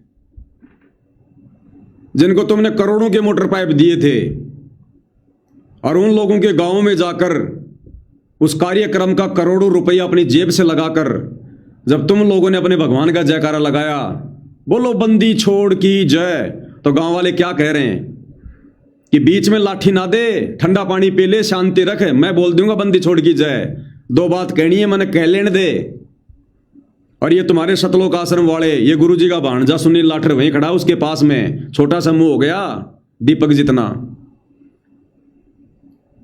क्या कह रहे हैं एक बार फिर से सुन लो। वाक्य में ये पेरा बड़ा भाई, भगवान के बाद अगर कोई किसान का है तो संत रामपाल है भाई। बंदी छोड़ सतगुरु रामपाल जी भगवान जी की जय हो। बंदी छोड़ की मैं बोल दूंगा भाई, तू बीच में ना बोलो, दो बात कर देता कर दे। एक बार बोल दो बंदी छोड़ की, ये तो पानी पी लिए वाला ठिरा दिए बीच में। ये तो पानी पी लिए भाई, लाठी ना दिए बीच में, मैं बोल दी तेरी बंदी छोड़ गई, तू चुप रही भाई। तुम्हारे भगवान के जयकारे भी पसंद नहीं है जनता को, और तुम सोच रहे हो हम शुक्राय नाथ के साथ उसी जनता के बीच में बैठ के शास्त्र दिखा दिखा के ज्ञान चर्चा करके उसको हरा देंगे। तो भाई ये बीच में ठेकेदार ना बना करो। ये तुम्हारी जो ठेकेदारी है ना, ये सतगुरु रामपाल जी के ऊपर भारी पड़ती है। ये तुम्हारी ठेकेदारी करोथा कांड में भारी पड़ गई, ये तुम्हारी ठेकेदारी बरवाला कांड में भारी पड़ गई, और अब भी तुम वही ठेकेदारी कर रहे हो। तुम अभी भी, तुम्हारा बीच में कोई लेना नहीं कोई देना नहीं। वो ज्ञान चर्चा सतगुरु रामपाल जी के साथ करना चाहता है, तुम बीच में मेंढक बन के फुदक रहे हो। करने दो ना, अच्छी बात है ना। क्या तुम्हें विश्वास नहीं अपने गुरु जी के ऊपर? क्या तुम्हें अपने सतगुरु के ऊपर विश्वास नहीं है क्या? अरे इतना तो विश्वास कर लो कम से कम, इतना ज्ञान सुनकर। ये भगवान किसी से हारने वाला नहीं है। जब ये भगवान किसी से मरने वाला नहीं है, इसार जेल से बाहर आते कह दिया कि इंसान का मारा नहीं मरूंगा, तो इतना भी विश्वास करो, ये भगवान किसी इंसान से ज्ञान चर्चा में हारने वाला भी नहीं है। लेकिन भाई और बहनों, अमर वाणियां हैं परमात्मा की, वो कभी झूठी नहीं हो सकती, कभी झूठी नहीं हो सकती। और गुरुदेव ने कहा कि जो व्यक्ति अपने गुरु को मानुष मानता है और उनके साथ भी रहता है, उसके मन में कभी न कभी दोष आएगा। और ये दोष इन सतलोक आश्रम वालों में कूट कूट के भरा हुआ, कूट कूट के बीच में खड़े हो रहे हैं कि हम करेंगे पहले ज्ञान चर्चा हमारे गुरु जी से। क्या ज्ञान चर्चा करोगे तुम? अरे क्या ज्ञान चर्चा करोगे तुम? अगर सुकराई नाथ जी इस वीडियो को देख रहे हो, क्योंकि मेरे वीडियो अक्सर वो देखते हैं, उनके कमेंट्स वगैरह जो है आते रहते हैं। अगर सुकराई नाथ जी इस समय लाइव वीडियो देख रहे हो, तो सुकराई नाथ जी आप इनसे 3 सवाल कर लेना, केवल 3 सवाल करना आप। उन तीनों में एक का भी जवाब ये लोग नहीं दे पाएंगे, एक का भी। इनके खोपड़ी के बाल उड़ जाएंगे। विचार करते करते आज जो इनके काले बाल है ना, ये सफेद हो जाएंगे, इनकी उम्र बीत जाएगी। ये सतलोक आश्रम से जुड़े ठेकेदार ये उन 3 सवालों के जवाब नहीं दे पाएंगे। अपने ही पंथ से संबंधित नाथ संप्रदाय की तो बात छोड़ दो, इनको 5% भी नहीं पता इन लोगों को नाथ संप्रदाय के विषय में। इन आश्रम वालों को केवल इतना ही पता है कि कौन ब्रह्मा का पिता है, कौन विष्णु की मां, और शंकर का दादा कौन है, हमको दे बता। बस इनको केवल इतना ही ज्ञान है, इससे ज्यादा कुछ नहीं है इनको अपने पंथ के विषय में नहीं पता 5% भी। तो भाई विकास सिंह पुरिया जी, आपने जो सवाल किया ना सुकराई नाथ से, तो पहली बात तो यह कि आप सवाल करने के अधिकारी नहीं है, क्योंकि ज्ञान चर्चा की चुनौती सुकराई नाथ ने दी है। तो पहला सवाल भी सुकराई नाथ ही करेगा। सवाल करने का अधिकारी भी, ये प्रश्न करने का अधिकारी भी वही है जो आदमी चुनौती देता है। तुम्हें इतना भी ज्ञान नहीं है क्या? तो भाई सुकराई नाथ, आपसे भी मैं प्रार्थना करूंगा, क्योंकि मैं पवन दास सन 2013 से परम पूज्य सतगुरु रामपाल जी परमेश्वर जी का शिष्य हूं, उनका भगत हूं। 2014 में बरवाला कांड हुआ। बरवाला कांड के बाद सतगुरु रामपाल जी के पंथ में 2 पार्ट बन चुके हैं। ये आम समाज को नहीं पता है, धीरे धीरे पता अब चलेगा। सतगुरु रामपाल जी की संगत में उनके जेल जाने के बाद में 2 भाग हो गए। एक भाग जिसे सतलोक आश्रम कहा जाता है, जिसे सतगुरु रामपाल जी के कलयुगी बेटा बेटी भाई बंधु रिश्तेदार जगह जगह सतलोक आश्रम खोलकर धार्मिक धंधे के रूप में चला रहे हैं। इन्हें सतगुरु रामपाल जी से, उनके ज्ञान से, भक्ति से, मोक्ष से कोई लेना देना नहीं है। इन्होंने केवल उनके नाम से आश्रम खोलकर धर्म को धंधे में तब्दील कर रखा है। इनको बड़ा आनंद आ रहा है राजनीति करने में, भक्तिहीन लोगों के साथ भाईचारा बढ़ाने में। और दूसरा जो पंथ है, दूसरा जो मार्ग है, जो भाग है, उसको कहते हैं साध संगति। ये साध संगति से जुड़े जितने भी भगत हैं, ये इन आश्रमों में नहीं जाते। ये सतगुरु रामपाल जी के परिवार के तानाशाही आदेशों को नहीं मानते। साध संगति से जुड़े भगत अपने गुरु जी के सत्संगों को आधार बनाकर भक्ति करते हैं, अपने गुरु जी के वचन और मर्यादा में रहकर भक्ति करते हैं। अपने गुरु के अलावा हम और किसी की नहीं मानते हम। तो 2 पार्ट बने हुए हैं। तो आप इनसे 3 सवाल कीजिएगा। सबसे पहला सवाल आप इनसे यह करना कि आप भक्तों का इष्ट देव कौन है। आप सतगुरु रामपाल जी के भक्तों का, उनके फॉलोवर का इष्ट देव कौन है, पूज्य देव कौन है, आराध्य देव कौन है, आपका भगवान कौन है। तो इनका एक ही जवाब होगा, कबीर जी। कबीर साहेब हमारे इष्ट देव हैं, हमारे पूज्य गुरुदेव हैं, कबीर जी। ठीक है। फिर आप इनसे सवाल करना, यदि आपके इष्ट देव, आराध्य देव, आपके भगवान यदि कबीर देव हैं, तो कबीर जी ने 650 साल पहले धर्मदास जी से कबीर सागर में लिखवाया है कि 12वें पंथ हम ही चल आवें और सब पंथों को मिटाकर एक ही पंथ चलावें। कि जो 12वां पंथ होगा आदरणीय गरीबदास जी का, उस 12वें पंथ में आगे चलकर मैं कबीर खुद ही आऊंगा और एक नया पंथ चलाऊंगा, 13वां।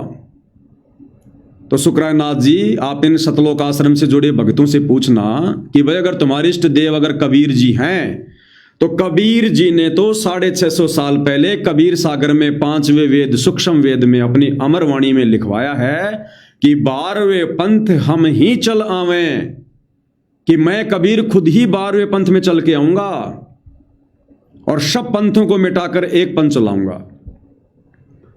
तो बताओ भाई, आदरणीय गरीबदास जी के 12वें पंथ में कबीर जी कौन से दिन आए, कब आए, किस डेट को आए, वो समय बताओ।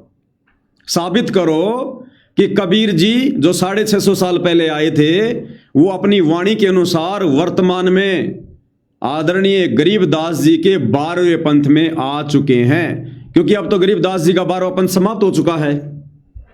12वें पंथ के जो अंतिम जो गुरु थे, संत थे, आदरणीय राम देवानंद जी, वो अपना शरीर छोड़ चुके हैं। अंतिम गुरु थे वो 12वें पंथ के, तो 12वां पंथ तो समाप्त हो चुका है। और कबीर जी ने कहा कि मैं तो 12वें पंथ में आऊंगा।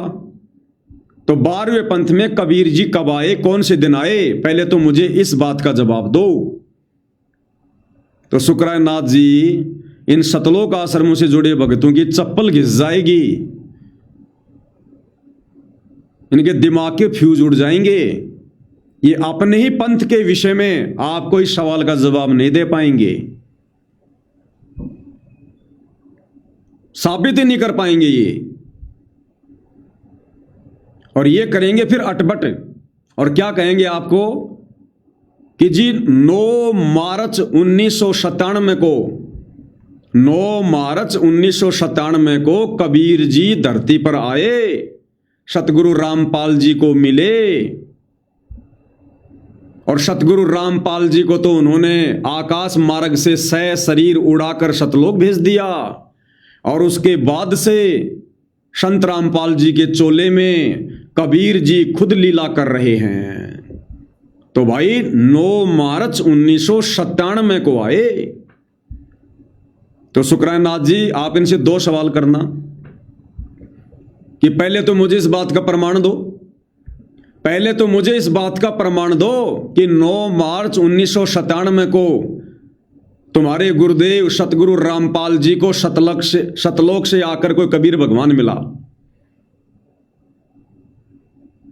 किसने देखा, किसके सामने मिले, कहां प्रमाण है, साबित करो। अब ये क्या करेंगे, ये आपको सतगुरु रामपाल जी के द्वारा लिखी गई एक पुस्तक है आध्यात्मिक ज्ञान गंगा, उसमें दिखाएंगे कि देखो हमारे गुरुजी ने यहां लिखा हुआ है। अरे भैया, ज्ञान चर्चा में गुरु के द्वारा लिखी गई बातों को नहीं माना जाता। किसी शास्त्र में प्रमाण दिखाओ जो 400 साल पुराना हो, 500 साल पुराना हो, 1000 साल पुराना हो। वेदों में लिखा हो कि संत रामपाल जी को ऐसे ऐसे कबीर जी आकर मिले थे उस नहर के ऊपर। गीता में कहीं लिखा हो, जो व्यक्ति सतगुरु रामपाल जी से ज्ञान चर्चा करने आएगा वो सतगुरु रामपाल जी के द्वारा लिखी गई बातों को थोड़ी मानेगा। अगर वो सतगुरु रामपाल जी को इतना बड़ा महापुरुष मानता है, उनके ज्ञान के आगे नतमस्तक है, तो ज्ञान चर्चा की चुनौती नहीं देगा। तो इन लोगों से इस बात का प्रमाण मांगना कि कौन से शास्त्र में लिखा हुआ भाई कि 9 मार्च 1997 को कबीर जी सतलोक से चलकर कि 12वें पंथ हम ही चल आवें, सब पंथों को मिटाकर एक पंथ चलावें। उस मातन हेल नहर के ऊपर दिन के 10 बजे सतगुरु रामपाल जी को कबीर जी आकर मिले। कौन से शास्त्र में लिखा है? कबीर सागर में लिखा तो बताओ, गरीबदास जी के सदग्रंथ साहिब में लिखा तो बताओ, चारों वेदों में, गीता जी में, कुरान पुराण में लिखा तो बताओ भाई। और किसके सामने मिले? कोई गवाह पेश करो। वहीं फ्यूज हो जाएंगे ये, कोई प्रमाण नहीं इनके पास में किसी भी प्रकार का। दूसरा सवाल फिर ये करना कि तुम कह रहे हो कि 9 मार्च 1997 को कबीर जी सतलोक से चलकर सतगुरु रामपाल जी को हरियाणा की मातन हेल नहर के ऊपर दिन के 10 बजे आकर मिले।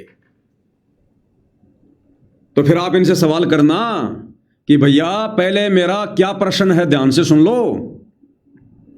मुझे सिकली मत सुनाओ, अटपट मत सुनाओ। मैंने ये सवाल किया है, यदि कबीर जी तुम्हारे इष्ट देव हैं तो 12वें पंथ में कबीर जी अपनी वाणी के अनुसार कौन से दिन आए, कब आए? वो बोलेंगे जी आपको बता दो दिया 9 मार्च 1997 को आए। तो आप उनसे कहना भैया मैं बच्चा नहीं हूं, ज्ञान चर्चा करने आया हूं। 9 मार्च 1997 से 3 महीने पहले 12वां पंथ समाप्त हो चुका था। तुम तो 3 महीने आगे की मुझे बातें बता रहे हो जिसका कोई प्रमाण भी नहीं है। 12वें पंथ के अंतिम गुरु आदरणीय रामदेवानंद जी और आदरणीय रामदेवानंद जी जो सतगुरु रामपाल जी के मुंह बोले गुरु जी थे, 26 जनवरी 1997 को उन्होंने शरीर छोड़ दिया था। 26 जनवरी 1997 को। तो 26 जनवरी 1997 को 12वां पंथ पूरी तरह से नष्ट हो गया था, खत्म हो गया था गरीबदास जी का। 26 जनवरी 1997 को। और भैया तुम तो मार्च की बात कर रहे हो, जनवरी, फरवरी, मार्च, 9 मार्च, तुम तो 2.5 महीने आगे की बात कर रहे हो कि कबीर जी इस दिन आए। अरे भैया जो तुम दिन बता रहे हो ना 9 मार्च 1997, उससे 2.5 महीने पहले तो 12वां पंथ खत्म हो चुका था। मैं 12वें पंथ की बात कर रहा हूं कि 12वें पंथ में कबीर जी कौन से दिन आए, इस बात का प्रमाण दो। अगर नहीं दे सकते तो इसका मतलब तुम्हारा जो इष्ट देव है, जो कबीर है, वो झूठा है। फिर तुम्हारे भगवान की वाणियां झूठी हैं कि 12वें पंथ हम ही चलावें। हमने तो सुना कि कबीर जी की वाणियां अखंड हैं, कबीर जी की वाणियां अमर हैं, कभी फैल नहीं हो सकती। तो मुझे इस बात का जवाब दो भाई। उन्होंने तो 12वें पंथ में आने की बात कही थी, तो 12वें पंथ में कब आए? 26 जनवरी 1997 से पहले का बताओ मुझे कि कबीर जी 12वें पंथ में कब आए, कौन से दिन आए। इनके पास में कोई जवाब नहीं, किसी भी प्रकार का कोई जवाब नहीं। फिर वो कहते ना कि भाई मरता क्या नहीं करता। फिर ये क्या कहेंगे कि भाई कबीर परमात्मा जी नहीं आए, उन्होंने अपनी आत्मा को भेज दिया, उन्होंने अपने अंश को भेज दिया, सतगुरु रामपाल जी को भेज दिया उन्होंने। तो शुक्रानाथ जी आप इनसे सवाल करना कि ठीक है भाई, जैसा तुम कह रहे हो ठीक है कि कबीर भगवान नहीं आए, इसका मतलब कबीर तो झूठा हो गया। जैसा वाणी में बोला था वैसा तो वो पाया नहीं। चलो कोई बात नहीं, उन्होंने अपने अंश को भेज दिया होगा सतलोक से, अपने परम अंश को भेज दिया होगा सतगुरु रामपाल जी को। जैसा तुम कहते हो कि भाई संत रामपाल जी कबीर जी के अवतार हैं, वो नहीं आए तो सतगुरु रामपाल जी को भेज दिया सतलोक से। लेकिन ज्ञान चर्चा हो रही है, ज्ञान चर्चा में कोई भी बात कहेंगे तो उसका कोई प्रमाण होना चाहिए। तो शुक्रानाथ जी फिर आप इनसे सवाल करना सिंहपुरिया जी से कि तुम लोगों के अनुसार अगर कबीर जी ने अपना अंश भेज दिया, अपना अवतार भेज दिया, अपना परम अंश भेज दिया, जिसे तुम सतगुरु रामपाल जी कह रहे हो, तो भैया मुझे इस बात का चारों वेदों में, गीता जी में, कुरान में, पुराण में, बाइबल में कहीं भी कोई प्रमाण दो जो कबीर जी ने यह कहा हो कि अगर मैं नहीं आऊंगा तो अपना कोई अंश भेजूंगा। इस बात का प्रमाण दो मुझे। कहां लिखा हुआ है, कौन से शास्त्र में लिखा हुआ है कि गरीबदास जी के 12वें पंथ में मैं कबीर अपना अंश भेजूंगा? इस बात का दे दो मुझे कोई प्रमाण। अगर कहीं लिखा हुआ तो हम तो मान लेंगे आपकी बात है, शास्त्रों से प्रमाणित कर दो। इस बात का भी इनके पास में कोई प्रमाण नहीं होगा किसी भी प्रकार का। फिर भी मान लो अगर ये अपनी बात पर डटे रहते हैं, जोर जबरदस्ती करते हैं कि नहीं नहीं नहीं, हमारे गुरु जी सतगुरु रामपाल जी खुद ही कबीर भगवान हैं, ये खुद ही परमात्मा है, तो शुक्रानाथ जी आप इनसे फिर सवाल करना कि ठीक है भाई, चलो तुम्हारी ये बात मान ली कि तुम्हारे गुरुदेव सतगुरु रामपाल जी खुद कबीर हैं, तो भैया भगवान के लक्षण क्या होते हैं, भगवान की पहचान क्या होती है, मुझे ये बता दो। भगवान प्रकट होता है या मां के गर्भ से जन्म लेके आता है? शुक्रानाथ जी आप इनसे पूछना विकास सिंहपुरिया से कि हमारे गोरखनाथ जी को तुम कह रहे हो ना कि 650 साल पहले हमारे गोरखनाथ जी कबीर जी से ज्ञान चर्चा में हार गए थे, और फिर तुम ही कह रहे हो कि वो गोरखनाथ कभी भी कहीं भी वो प्रकट होने का सामर्थ्य रखता है। तो अब मुझे यह बता दो कि अगर तुम्हारे सतगुरु रामपाल जी खुद ही कबीर भगवान हैं, तो भैया ये कब प्रकट हुए, कौन से दिन प्रकट हुए? और प्रकट हुए तो फिर 8 सितंबर को तुम उनका जन्मदिन क्यों मनाते हो? साबित करो कि वो प्रकट हुए हैं, साबित करो कि उनका जन्म नहीं हुआ। तुम खुद ही भोगते रहते हो सतगुरु रामपाल जी का माता का नाम ये है, उनके पिता का नाम ये है। सतगुरु रामपाल जी का जन्म तो किसान परिवार में हुआ है। तो अब ये साबित कर दो भाई, भगवान तो कभी किसी मां के गर्भ से जन्म नहीं लेता। अरे भगवान तो यहां पर आकर गंदे काम छुड़वाता है, काम क्रोध लोभ मोह अहंकार छुड़वाता है। तो क्या तुम्हारा कबीर भगवान, क्या तुम्हारे गुरुदेव जिनको तुम कबीर कह रहे हो, तो तुम्हारे गुरुदेव ने तो भैया शादी करी है, तुम्हारे गुरुदेव तो काम वासना में लगे हुए थे, तुम्हारे गुरुदेव ने तो रति क्रिया करके संभोग क्रिया करके 4 संतान पैदा कर रखी हैं। जबकि कबीर भगवान तो इन चीजों से दूर रहता है। कबीर भगवान कभी किसी स्त्री से संग नहीं करता। कबीर भगवान काम क्रोध मोह लोभ अहंकार में नहीं सड़ता। कबीर भगवान जो स्त्री संग नहीं करता फिर बच्चे कहां पैदा करेगा? तो साबित करो विकास सिंहपुरिया जी। तुम कह रहे हो ना हमारे गुरु जी खुद ही कबीर भगवान है, तो साबित कर दो। ज्ञान चर्चा तो आगे करेंगे, बाद में करेंगे, पहले भूमिका तो तैयार करो। कोई जवाब नहीं दे पाएंगे किसी भी प्रकार का। और इन तमाम सवालों के जवाब प्रमाणित तत्व ज्ञान आधार से, पूज्य गुरुदेव जी के आशीर्वाद से हम सत्सेवक भाई बहनों ने ना जाने कितने वीडियो बना बना के सोशल मीडिया पर वायरल कर रखे हैं।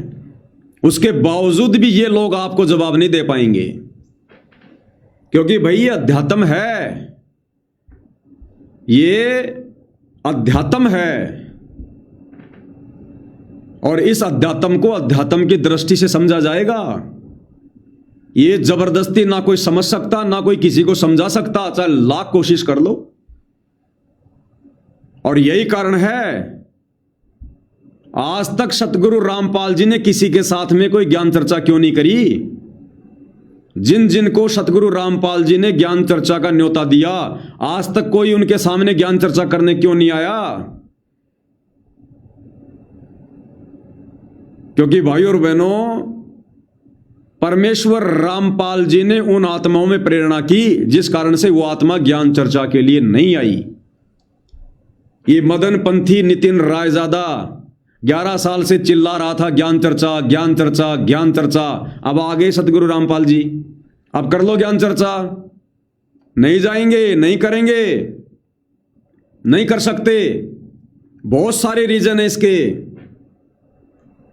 भाई। ये कलयुग की पिछली पीढ़ी है, ये कलयुग की पिछली पीढ़ी है। और इस समय कोई ज्ञान चर्चा ये परमात्मा किसी से नहीं करेगा।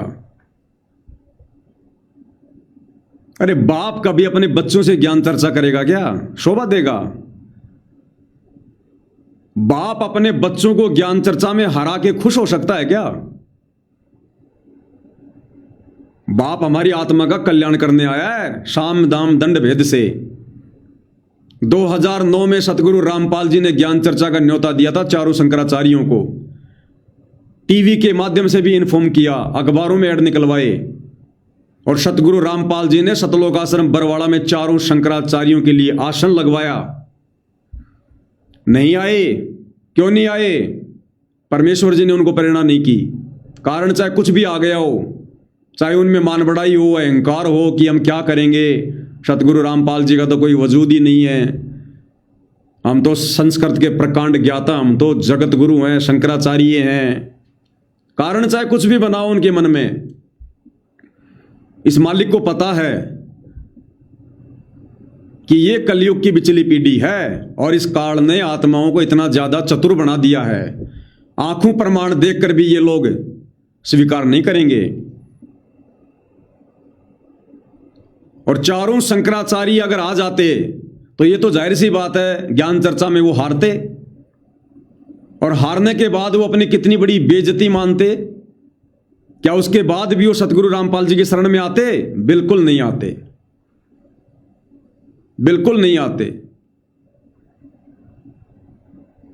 अब कोई ये सोचे कि साहब अगर वो नहीं आते तो उनके लाखों चेले हैं, करोड़ों चेले हैं भारत में, वो लोग तो उनको हारा हुआ जानकर आ ही जाते। नहीं, अगर वो आ भी जाते तो क्या करते सतगुरु रामपाल जी उनका? सतगुरु रामपाल जी अपने सत्संग में कहते हैं कि बच्चों पहले इस ज्ञान को समझो, पहले इस परमात्मा के ज्ञान को समझो, सत्संग सुनो, उसके बाद यहां पर नाम दीक्षा लेने के लिए आओ। तो सतगुरु रामपाल जी ये 650 साल पहले वाला समय नहीं है। इन्होंने भीड़ इकट्ठी नहीं करनी है। जो काशी के भंडारे में इन्होंने 24 घंटे दूसरा रूप बनाया केशव बंजारे का, केशव बंजारे के रूप में सवाल कर रहे हैं, खुद कबीर परमात्मा जवाब दे रहे हैं। 8 पहर 24 घंटे ज्ञान चर्चा हुई, सत्संग सुनाया। और गुरुदेव ने बताया कि जो 18 लाख लोग आए थे उनमें 15-16 लाख लोगों ने दीक्षा ली थी। तो आज ये परमात्मा इस प्रकार से लोगों को दीक्षा दिलवाकर अपना शिष्य नहीं बनाना चाहता। भाई वो तो पार होने का समय नहीं था 650 साल पहले वाला। उस समय तो परमात्मा ने केवल उनको अपनी शरण में लेकर उनको भक्ति से चार्ज करके मनुष्य जन्म देने थे। पार होने का समय, मोक्ष का समय तो ये कलयुग की पिछली पीढ़ी है। इस समय तो परमात्मा ठोक बजा के लेगा। इस समय परमात्मा भीड़ इकट्ठी नहीं करेगा कि ज्ञान चर्चा कर ली और वो संत हार गए और उनके चेले सतगुरु रामपाल जी के भगत बन जाएंगे और सतगुरु रामपाल जी उन लाखों लोगों को भगत बनता हुआ देखकर बड़े खुश होंगे। ये परमात्मा भीड़ का ग्राहक नहीं है। इस परमेश्वर को हंस, ये हंस भगत निर्विकार आत्मा,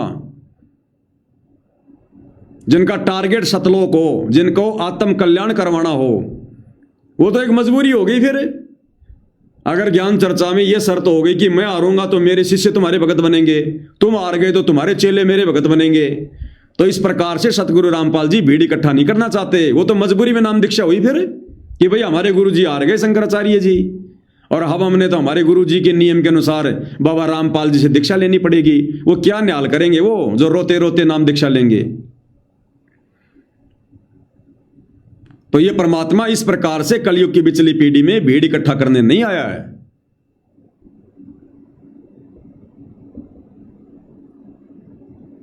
तो विकास सिंह पुरिया जी, हम तो आपसे प्रार्थना करेंगे, आप अपनी इन हरकतों से बाज आओ।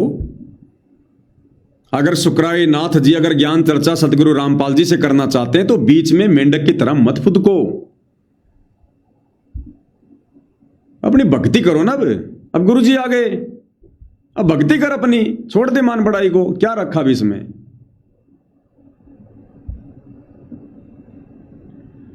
और दूसरी बात, सुकरायनाथ जी, मुझे तो बेटर एक्सपीरियंस है। अगर आप इन सतलोक आश्रमों में ज्ञान चर्चा के लिए जाना चाहते हो तो आपकी मौज, आपकी मर्जी। हालांकि ज्ञान चर्चा होनी नहीं है, दास को अच्छे से पता है, लेकिन फिर भी मान लो अगर आप चले जाते हैं तो भैया सोच समझ के जाना। सोच समझ के अगर चले गए किसी भी सतलोक आश्रम में ज्ञान चर्चा के लिए तो या तो आपने अपनी हार स्वीकार करनी पड़ेगी या फिर आपकी देही तोड़ के ये लोग आपसे हार स्वीकार करवाएंगे। आपको वैसे नहीं आने देंगे, ये ध्यान रख लेना इस बात का। तुम सोचो मैं ज्ञान चर्चा करके आ जाऊंगा, सतगुरु रामपाल जी को हरा के आ जाऊंगा। ये तो कह रहा आपकी अपनी मन की बातें हो सकती हैं, उनको हराने का तो किसी ने सौपन में विचार भी नहीं करना चाहिए, क्योंकि वे हमारे पिता हैं, हमारे बाप हैं, सभी आत्माओं की उत्पत्ति करता है। ठीक है, अभी आप उनके ज्ञान से अपरिचित हैं, आप कुछ भी सोच सकते हैं, लेकिन ऐसे परमपिता परमेश्वर को यह कहना कि मैं ज्ञान चर्चा करना चाहता हूं आपके साथ, यह भी हमारे जीवन की बहुत बड़ी भूल है। उनसे तो ज्ञान लेना चाहिए, उनसे तो ज्ञान ग्रहण करना चाहिए। वे तो हमारी आत्मा को उद्धार करने के लिए आए हैं। उनको ज्ञान चर्चा के लिए कहना अपने जीवन को नरक बनाने के समान है। फिर भी यदि आप चले जाते हैं तो सतगुरु रामपाल जी कोई जोर जबरदस्ती तो कोई करेंगे नहीं। सर्वानंद की तरह यदि आपने अपने आप को विजय घोषित भी कर दिया तो आप आश्रम से बाहर नहीं आ पाओगे। देखते नहीं आप, चारों तरफ बॉडीगार्ड रहते हैं, बॉडीगार्ड, बंदूकधारी। बॉडीगार्ड किस लिए रखे जाते हैं पता है? दूसरे की बॉडी को तोड़ने के लिए। बॉडीगार्ड किस लिए रखे जाते हैं? दूसरों की बॉडी को तोड़ने के लिए। और बॉडीगार्ड कोई प्यार प्रेम में नहीं रखे जाते। तो ध्यान दे लेना इस बात का। ये वही लोग हैं जिन्होंने बरवाला कांड के समय 300 पुलिस वालों के पत्थर मार मार के उनके घुटने तोड़ दिए थे। ये वही हैं सतलोक आश्रम कमेटी वाले, सतगुरु रामपाल जी का परिवार, ये विकास सिंह पुरिया जैसे भगत, ये वही लोग हैं। आप वहां ज्ञान चर्चा करने के लिए जा रहे हो ना, वो पुलिस प्रशासन भी सतगुरु रामपाल जी को लेने के लिए जा रहा था। आप कितने लोग जाओगे? आप सुकरायनाथ, आपके साथ में 10, 15, 20, 100 आदमी चले जाओगे ज्यादा से ज्यादा।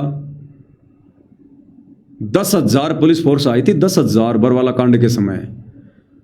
और इन्हीं लोगों ने भक्तों को कमांडो बना बना के उन पुलिस वालों के घुटने फुड़वा दिए, घुटने।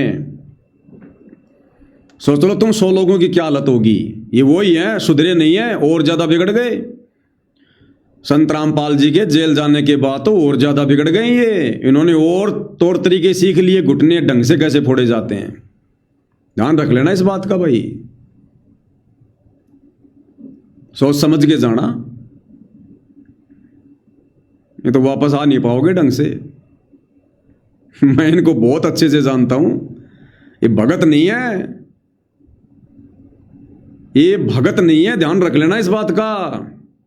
ये भगत के रूप में भेड़िए हैं, भेड़िए।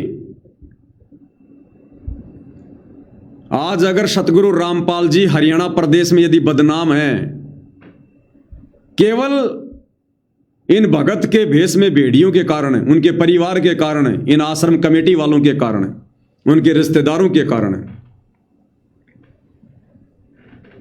आज भी पूरा हरियाणा बरवाला कांड का दोषी सतगुरु रामपाल जी को समझ रहा है, जबकि बरवाला कांड का मुख्य दोषी उनका परिवार है। ये सतलोक आश्रम कमेटी वाले हैं। सतगुरु रामपाल जी का परिवार, उनके दोनों लड़के, उनका भाई, ये लोग हैं।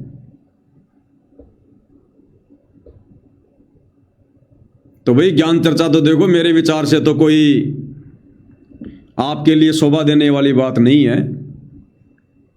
आप पहले सतगुरु रामपाल जी का अच्छे से सत्संग सुनो और निष्पक्ष होके सुनो।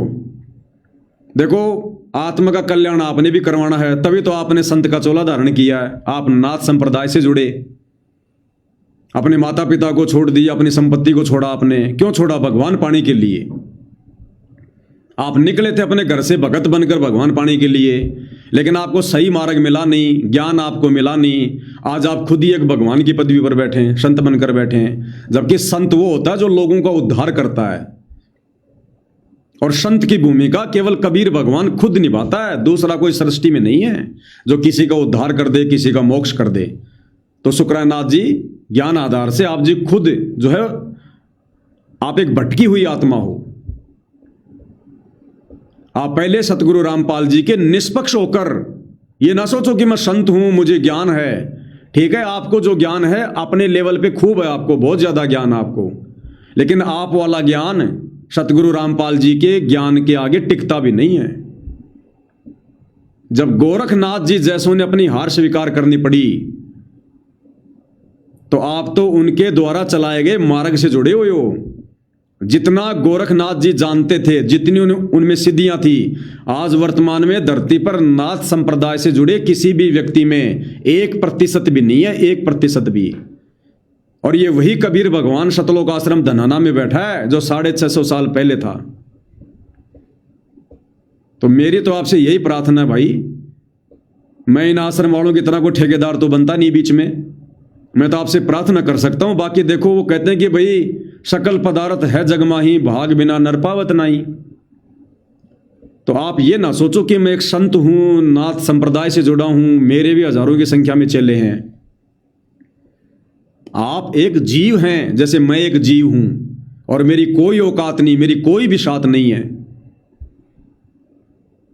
ना एक सेकंड का आपका भरोसा कब आपके प्राण पखेरु उड़ जाएं, ना मेरा भरोसा कब उड़ जाएं। हम सब जीव हैं, या प्रधानमंत्री का भरोसा नहीं है, अगले पल उसके साथ क्या घटना घटित हो जाए। क्या इंदिरा गांधी को पता था इस बात का, मेरे बॉडीगार्ड मुझे मारेंगे? क्या किसी प्रधानमंत्री को, जिसका हेलीकॉप्टर की दुर्घटना में, एरोप्लेन की दुर्घटना में जिसकी मौत हो जाती है, चारों तरफ सैकड़ों बॉडीगार्ड जिसके साथ होते हैं, और वो ऊपर ही मर जाता है, अचानक से हार्ट अटैक आ जाता है? तो यहां हम सब जीव हैं, ब्रह्मा विष्णु महेश तक सब जीव संज्ञा में हैं। तो एक बार सतगुरु रामपाल जी के सत्संग सुनो निष्पक्ष होकर, कि जैसे मैं पहली बार इनके सत्संग सुन रहा हूं और मैंने तो परमात्मा पाना है। जैसे कोई ऐसा व्यक्ति जो साधु संतों की खोज करता है अपनी आत्मा के कल्याण के लिए, ऐसे जिज्ञासु बनकर आप सतगुरु रामपाल जी के कुछ दिन सत्संग सुनो, आपके मन के सारे दोष खत्म हो जाएंगे उनके प्रति। सतगुरु रामपाल जी में कोई अहंकार नहीं है, कोई मान बढ़ाई नहीं है, किसी से कोई ईर्ष्या नहीं है। वे अपने आप को बहुत बड़ा कोई ज्ञानी नहीं कहते, वो तो अपने आप को दास कह रहे हैं, सेवक कह रहे हैं। आप देख रहे हो आए दिन वीडियो में, ये गांव वाले जो मान सम्मान करने के लिए सतलोक आश्रम धनाना में जा रहे हैं, तो सतगुरु रामपाल जी तो उल्टा उनके आगे हाथ जोड़ जोड़ के कह रहे हैं कि मैं तो आपका दास हूं भाई, आप लोगों का सेवक हूं और आपकी सेवा करूंगा। वो ये नहीं करे मैं भगवान हूं, मैं परमात्मा हूं, मैं बहुत बड़ा ज्ञानी हूं, मेरे से कोई ज्ञान चर्चा नहीं कर सकता, ऐसा कुछ नहीं है। वो तो हमें असल में एक ऐसे आदर्श नागरिक की भूमिका करके हमें एक अच्छा इंसान बना रहे हैं। संतों के अभिमान अहंकार तो आसपास भी नहीं होता है। तो आप उनके भक्तों के द्वारा आपको जिस प्रकार से भ्रमित किया जा रहा है, सतगुरु रामपाल जी के सतलोक आश्रम से जुड़े उन मंद बुद्धि भक्तों के द्वारा जिस प्रकार से आपको भड़काया जा रहा है, आपके खिलाफ ये पोस्ट वगैरह डाली जा रही हैं, आपसे तरह तरह के सवाल किए जा रहे हैं, इन्हें कुछ नहीं आता पता, इन्हें अपने पंथ का नहीं पता 5%। ये 3-4 सवाल मैंने आपके सामने रख दिए, आप इनसे सवाल कर लो, ये एक का भी जवाब नहीं दे पाएंगे, एक का भी। तो क्या ज्ञान चर्चा करेंगे आप लोगों से? तो आप जी ये ज्ञान चर्चा का जो भूत अगर सवार है, तो मैं तो ये कहूंगा कि इस भूत को साइड में कर दो, और अगर अपनी आत्मा का कल्याण चाहते हो, लक 84 में जाने से, गधा कुत्ता सुअर बनने से अगर बचना चाहते हो, तो भाई मौका है, धरती पर खुद कबीर भगवान प्रकट है सतगुरु रामपाल जी के नाम से। और वही बात है, गूंगा आदमी गुड़ खाकर उसका स्वाद नहीं बता सकता, महसूस कर सकता है। तो वैसे अगर देखना चाहोगे, अगर अपनी दूरबीन से, अपने अगर ज्ञान आधार से, तो कभी भी सतगुरु रामपाल जी को नहीं पहचान पाओगे। इससे बड़ा कोई लीलाधर नहीं है। ये ऐसे आंखें फाड़ फाड़ के देखने से नहीं पता चलेगा कि इसका शरीर एडवांस का है या फिर नूरी है, इनका जन्म हुआ है या फिर ये प्रकट हुए हैं, ऐसे नहीं पता चलता। ये अध्यात्म है, सूक्ष्म मार्ग है। हम लोग अपनी आंखों से सूक्ष्म जीव नहीं दे सकते, इस भगवान को कैसे देख लेंगे, कैसे पहचान लेंगे? और भगवान आएगा तो कोई सींग लगा के थोड़ी आएगा, कोई पूंछ लगा के थोड़ी आएगा, कोई अलग पहचान थोड़ी है कोई वेदों में। जो पहचान है भगवान ने सारी बता रखी है। उन्होंने इतने शास्त्र दिखा दिए, इतने प्रमाण दे दिए, हर धर्म के धर्म ग्रंथों को खोल खोल के बता दिया, जो उन धर्मों के जानकार भी नहीं बता पाए। और कैसे पहचान करोगे भगवान की? आदरणीय गरीबदास जी का सदग्रंथ साहिब, जिसमें लगभग पूरी दुनिया के सभी देशों की भाषाओं का समावेश है, और सतगुरु रामपाल जी ने पूरा का पूरा खोल के रख दिया। कौन कर सकता खुलासा जिसमें पूरी दुनिया की भाषाओं के शब्दों का समावेश हो? कोई कर सकता कोई परमात्मा के अलावा? ये अद्भुत कार्य। लाखों करोड़ों लोग जिनका जीवन नरक बना हुआ था, डॉक्टरों ने हाथ खड़े कर लिए थे। 20-20 साल से, 30-30 साल से जिनके बच्चे नहीं हो रहे थे, 60 साल की उम्र हो गई थी, जिनकी बच्चादानी का मुंह भी बंद हो गया था, उनके घरों में उन्होंने लाल दे दिए, बच्चे दे दिए। डॉक्टर भी हैरान है कि यह चमत्कार हो गया, यह आदमी बच कैसे गया? तो आप थोड़ा विचार करो, जल्दबाजी में कोई फैसला ना लेना, नहीं तो मौका चूक जाओगे परमात्मा की शरण में आने का। क्योंकि मान बढ़ाई है ना, ये छूटती नहीं है, और जीतना उनसे किसी ने है नहीं। अरे बाप से कभी कोई जीता है क्या? ये तो बाप है, सारी सृष्टि का परमात्मा है। ये जगत गुरु किसको कहते हैं? तो मैं तो आपसे विनती कर सकता हूं, प्रार्थना कर सकता हूं। बाकी भाई जिसको ज्ञान चर्चा का भूत सवार होगा तो वो करेंगे भाई, हमारे कहने से कौन मानेगा। तो ये कुछ बातें थी, मैंने आपके सामने रख दी हैं, बाकी आपके अपने विचार हैं। और इन सतलोक आश्रम वालों के विषय में मैं तो यही कहूंगा कि जितना ये सुकराई नाथ जी गोरखनाथ जी को मानते हैं ना, अगर उतना तुम सतलोक आश्रम वाले अपने गुरु जी को भी मान लो, नालायको, तुम्हारा सहज में मोक्ष हो जाएगा, सहज में। लेकिन तुम इतना भी नहीं समझ पा रहे। मानोगे तो उस समय जब पहले उनको समझोगे, उनके विषय में जानोगे, उनको अपना परमात्मा मानोगे, अपना इष्ट देव मानोगे। तो थोड़ा बहुत बुद्धि विवेक से काम लो। अब तो कम से कम अपने मान बढ़ाई वाले अस्त्र शस्त्र त्याग दो। अब तो कम से कम भगत बन के भक्ति कर लो। अब तो इन बकवादों को छोड़ दो। हमारे गुरुजी से पहले हमारे से ज्ञान चर्चा करो। क्यों, तुम्हारे गुरुजी हारने वाले हैं क्या? अरे तुम्हारे गुरुजी हारने वाले हैं क्या? या तुम्हारे गुरुजी का ज्ञान खत्म हो गया? या जैसे वो दादा गुरुजी के भक्तों ने आपस में सोचना शुरू कर दिया था कि दादा गुरुजी बूढ़े हो गए, इनका दिमाग सटक गया, ऐसी धारणा बन गई क्या कि गुरुजी तो बूढ़े हो गए, 74 साल के हो गए, अब गुरुजी को कहां ध्यान है, कौन से शास्त्र में क्या लिखा हुआ भूल गए होंगे गुरुजी 11 साल से जेल में रह के। अब तुम गुरु के गुरु बनना चाहते हो क्या? तुम्हारे गुरु में सामर्थ्य नहीं है क्या ज्ञान चर्चा का? तो थोड़ा बहुत अपनी बुद्धि पे जोर दो, भगत बन के भक्ति कर लो, आत्मा का कल्याण करवा लो, ठेकेदार ना बनो बीच में, मारे जाओगे फ्री में। इस परमपिता परमेश्वर की इन लीलाओं को देखकर ये ना सोच लेना कि बस हम तो जो हमने 11 साल में जो भी बकवाद करी है गुरुजी ने समर्थन कर दिया। गुरुजी ने तो बैडमिंटन वालों से बैडमिंटन की फोटो ले ली, गुरुजी ने उनको आशीर्वाद दे दिया। ये तुम समझ नहीं पा रहे इस परमात्मा के खेल को। ये क्या खेल खेल रहा है? जैसे गुरुदेव ने आते कहा था ना, कि इस परमात्मा ने हिरण्यकश्यप को वरदान भी दे दिए, जो मांगा वो दे दिया, और लास्ट में उसका बक्कल भी उतार दिया। तो 11 साल से जेल में बैठे कबीर भगवान सतगुरु रामपाल जी से तुम लोगों ने जो जो वरदान मांगे ज्ञान विरुद्ध, जी स्टेडियम बनवा दो, जी जाटों के आरक्षण में जाएंगे, जी गुंडों की सीबीआई जांच का समर्थन करेंगे, जी लाइब्रेरी बनवाएंगे, जी धर्मशाला बनवाएंगे, जो जो बकवादे तुम लोगों ने किए, जो जो वरदान लिए ना इस कबीर भगवान से मानुष मानकर, और दे दिए तुम्हें सारे के सारे, ये बक्कल भी उतारेगा समय आने पर, ध्यान रख लेना। तुम्हारी बुद्धि ऑफ है तो हम तो प्रार्थना कर सकते हैं,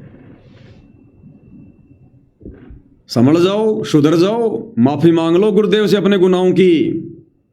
जो गुनाह तुम लोगों ने कर डाले हैं, जो गुनाह करने से तुम अब भी बाज नहीं आ रहे, गुरु को मानुष मानकर, और गलतियों पे गलतियां। वो तीसरा झटका जो गुरुदेव ने कह रखा ना कि तीसरा झटका काल नहीं उठ पाएगा। कौन है काल? तुम ही हो। तीसरा झटका क्या है समझने नहीं क्या? पहला झटका करो था कांड, दूसरा झटका बरवाला कांड, और तीसरा झटका अब जो लगेगा जिसको काल सहन नहीं कर पाएगा, यानी तुम सतलोक आश्रम वाले, गुरु का परिवार, ये संगत, वो तीसरा झटका सहन नहीं कर पाएगी। जब ये परमात्मा सात संगति को खड़ा कर देगा दुनिया के सामने कि ये है मेरा मार्ग, ये है वो भगत जो पार होंगे, ये है वो भक्ति विधि सतलोक जाने की जो सात संगति वाले कर रहे हैं, वो झटका तुम सहन नहीं कर पाओगे। इसलिए अभी भी थोड़ा बहुत समय है।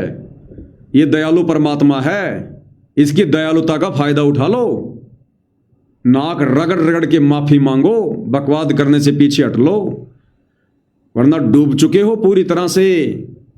1-2 नहीं, अनंत मनुष्य जन्म गए तुम्हारे बर्बादी में। अनंत युग तक नहीं संभालेगा फिर ये परमात्मा, अनंत युग तक।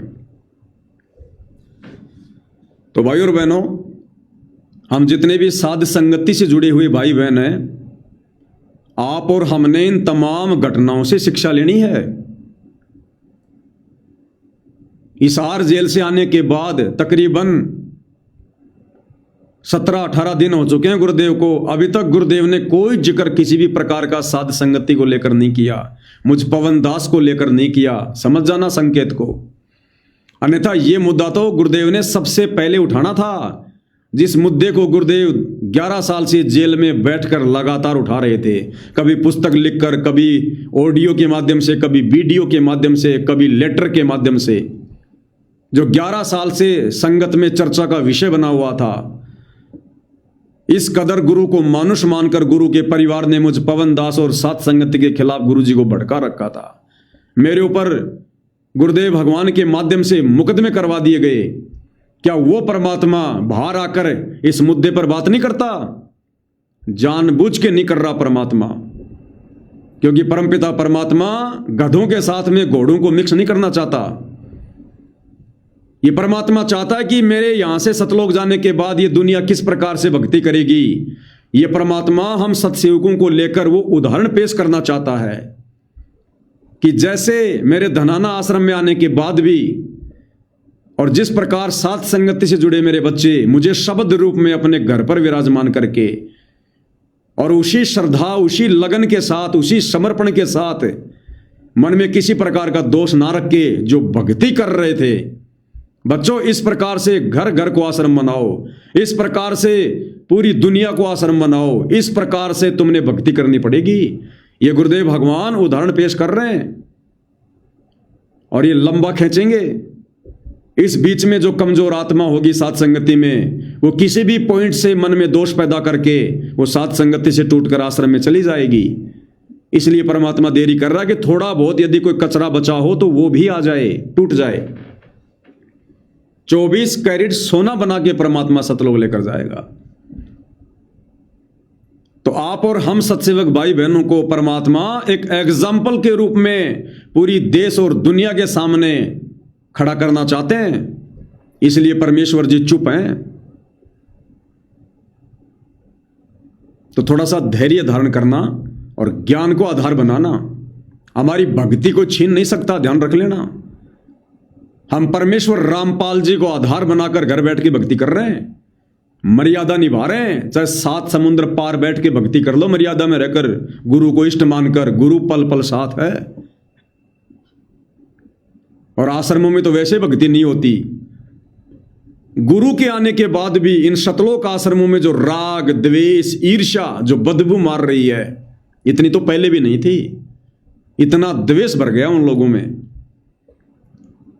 वो भेदभाव। ये लोग कहा करते थे कि हमारे आश्रम में कोई भेदभाव नहीं होता।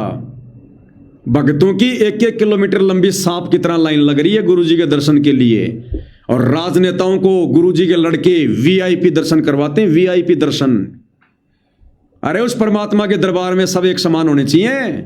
उन राजनेताओं को भी लाइन में लगना चाहिए, बीच में नहीं, सबके पीछे, कि भैया नियम और कायदे से चलो। यहां पर ये परमात्मा का दरबार है, पूर्ण ब्रह्म का दरबार है। यहां हम अगर भेदभाव करेंगे तो हम भी उसके दोषी बनेंगे। चाहे नेता हो, चाहे राजनेता हो, कोई प्रधानमंत्री भी अगर आ जाए और अगर लाइन लग रही है तो सबसे पीछे वाले भगत के पीछे प्रधानमंत्री को होना चाहिए। ये वो मार्ग है।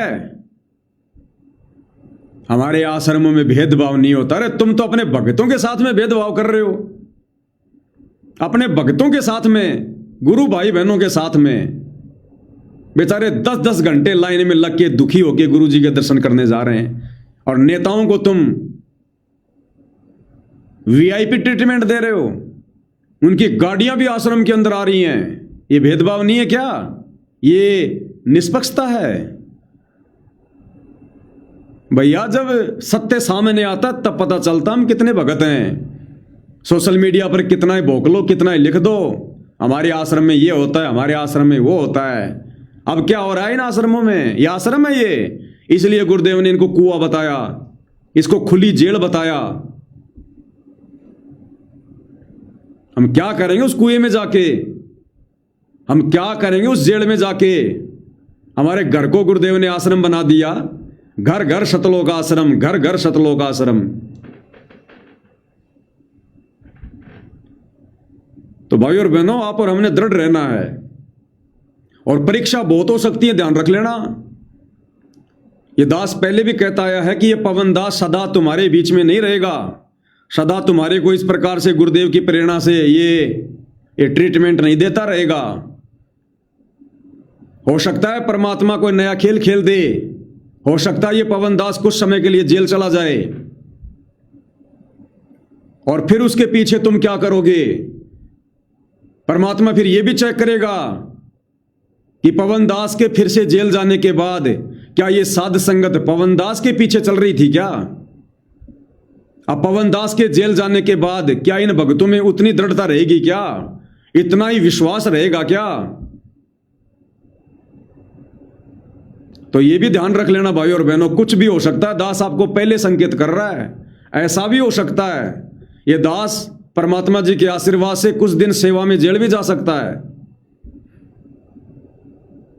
उसके बाद क्या होगा? वो अग्नि परीक्षा ही होगी, वो भी हमारी एक परीक्षा होगी।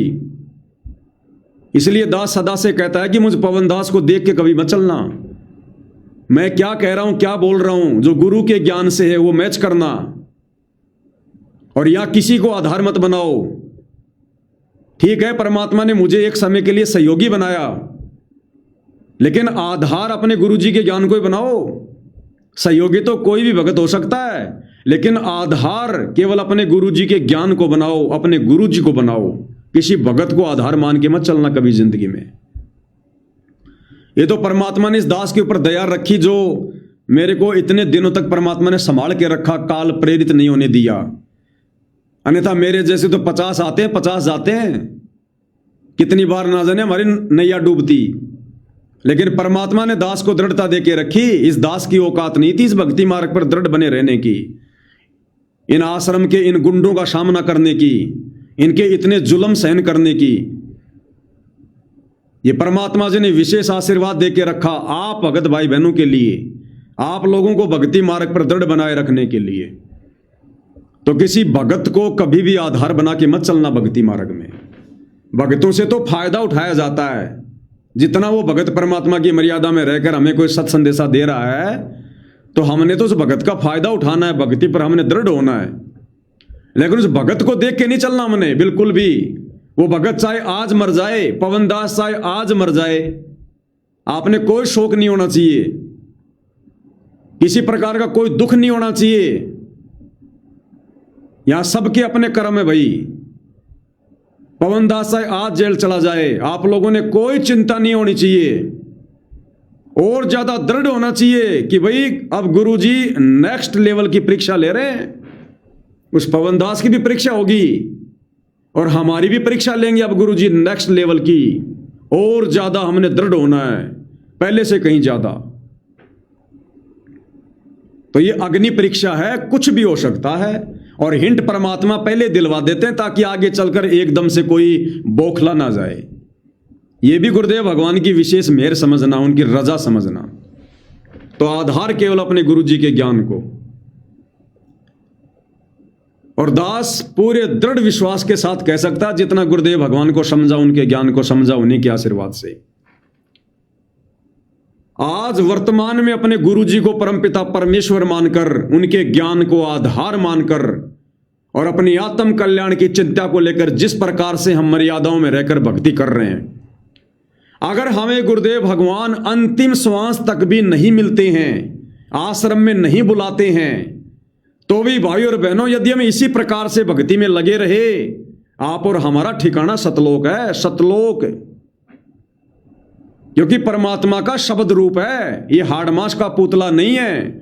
और जिसने अपने गुरु को शब्द रूप में मानकर उनकी पूजा करनी सीख ली, उस आत्मा का कल्याण होगा।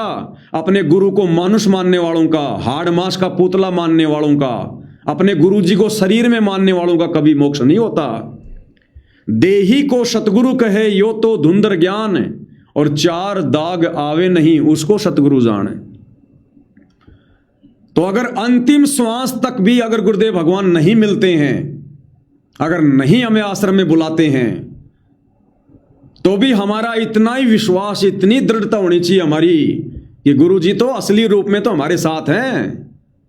वो देही वाला रूप तो परमात्मा ने केवल ज्ञान समझाने के लिए धारण करना पड़ता है, और इस परमात्मा की देह थोड़ी है, ये तो शब्द है। हम हैं शब्द, शब्द हम माही, और हमसे भिन्न और कछु नहीं। परमात्मा कहते हैं वो शब्द मैं ही हूं भाई, मेरा शब्द रूप है। शब्द निवास आकाशवाणी यो सतगुरु का रूप है। तो वो शब्द परमात्मा सतगुरु रामपाल जी, और शब्द हम माही, और जिस शब्द को लेकर तुम्हारा मोक्ष होगा, गुरुदेव कहते हैं वो शब्द मेरे पास है, और हमसे भिन्न और कछु नहीं। हमारे से भिन्न ना कोई आश्रम है, ना कोई और कुछ है, ना कुछ नहीं है। और शब्द रूप में गुरुजी हमारे साथ, हमारे घर पर, हमारे घट में, घटी ही में गंगा, घटी ही में जमुना, घटी ही में जगदीश, सतगुरु तारेंगे। बताओ फिर हमें कमी किस बात की। अरे जब गुरुजी हमारे साथ जाएंगे शरीर छोड़ने के बाद, तो शब्द रूप में तो जाएंगे, आड़मास के पुतले के रूप में थोड़ी जाएंगे, शब्द रूप में जाएंगे गुरुदेव हमारे साथ में, सूक्ष्म शरीर को लेकर। तो हमने तो शब्द की पूजा करनी है, शब्द को अपना गुरु बनाना है। रामानंद से कहे कबीरा, शब्द गुरु चित चेला रे। बस मर्यादा ना टूटने देना, मन में कोई कच्चापन ना आने देना। फिर देखो इस परमपिता परमेश्वर के अद्भुत खेल क्या करेगा ये परमात्मा। ये तो दास आपको नेक्स्ट लेवल की बात बता रहा कि ऐसा भी हो सकता है, तो हमने इस कदर तैयार रहना है। अन्यथा ये परमात्मा आने वाले समय में जो तीसरा जो झटका बता रहे हैं ना, उस तीसरे झटके में परमात्मा देश और दुनिया के सामने सात संगति को खड़ा कर देगा कि ये है वो मेरा मार्ग, मेरा मिशन, और ये है वो भक्ति जिससे तुम मेरी प्राप्ति करोगे, सतलोक जाओगे। आंख फटी की फटी रह जाएंगी इन आश्रम वालों की। और उस समय दुनिया वालों को पता चलेगा कि हम जो सुना करते थे भविष्यवाणियों में कि कल की भगवान प्रकट हो चुका है और उनका गुप्त मिशन चल रहा है, ये है वो गुप्त मिशन साध संगति, जिसको आज सतगुरु रामपाल जी की संगत भी अज्ञानता के चलते, काल प्रेरणा के चलते ढंग से समझ नहीं पा रही, स्वीकार नहीं कर पा रही। तो भाई आप और हम साथ संगति से जुड़ी आत्माएं विश्व की वो आत्मा है जिनकी परमेश्वर ने बुद्धि ऑन कर रखी है, जिनको ये बात ज्ञान आधार से समझ में आ रही है, जिनमें गुरु ने इतने दृढ़ता दे रखी है, इतना विश्वास भर रखा है, और ये विश्वास हमने इसी प्रकार से कायम रखना है।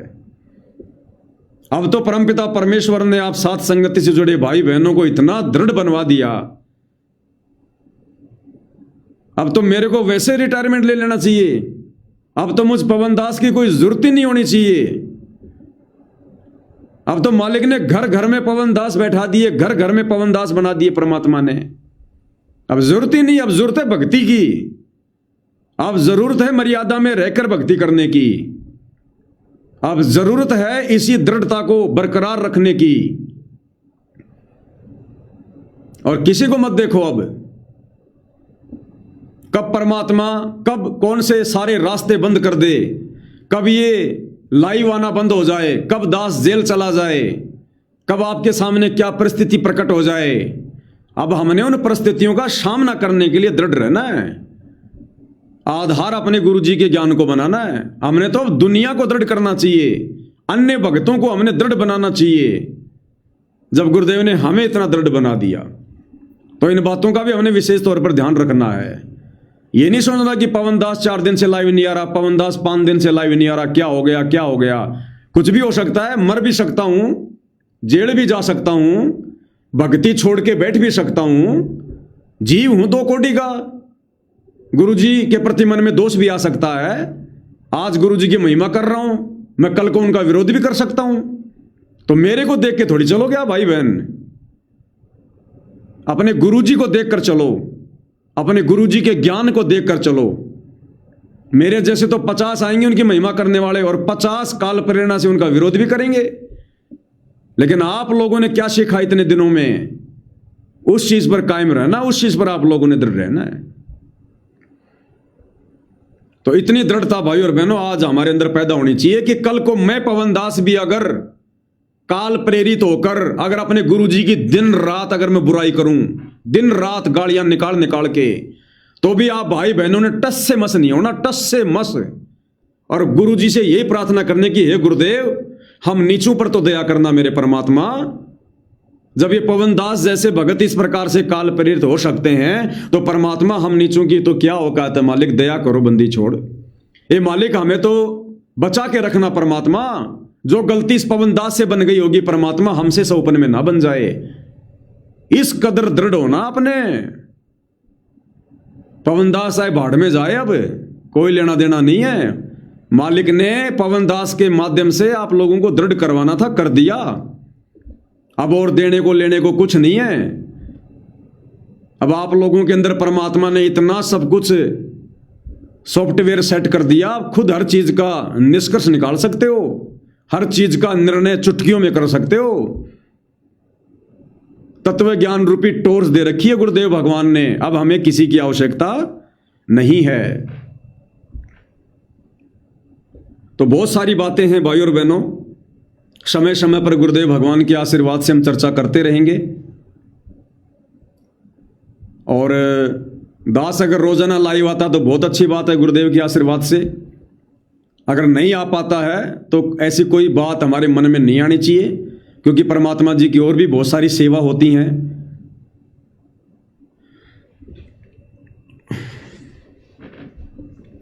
तो भाई और बहनों, अब अगर आगे का टॉपिक शुरू करेंगे तो फिर थोड़ा समय लग जाएगा। तो आज की साथ संगति में हम केवल इतना ही रखेंगे। पूज्य गुरुदेव परमपिता परमेश्वर जी हमें आशीर्वाद दे, हमें सद्बुद्धि दे, हमारा मार्गदर्शन करे, हमें भ्रमने भटकने से बचाए। और वर्तमान में परमपिता परमेश्वर जो लीला लच रहे हैं, जो खेल खेल रहे हैं, हमें परमेश्वर सद्बुद्धि दे अपनी लीला को समझने की, उस खेल को समझने की। और गुरुदेव भगवान हमें आशीर्वाद दे कि हम उनकी जो करनी है उसको ना देख कर हम उनकी जो है कथनी के ऊपर चलें, हम उनके वचनों के ऊपर चलें। हमारे मन में सुई की नोक रखने जितना भी दोष अपने गुरुदेव भगवान की लीलाओं को देखकर पैदा ना हो। वे चाहे ज्ञान में रहकर करें, चाहे ज्ञान से हटके करें। अब हमें अपना टारगेट समझ में आ जाना चाहिए। हमें जो मार्ग गुरुदेव ने बताया, हमें उस मार्ग पर चलना है। अब गुरुदेव हमारी तरह कोई इंसान नहीं है, कोई व्यक्ति नहीं है, कोई मानुष नहीं है जो हमारी जैसी वो क्रिया करेंगे।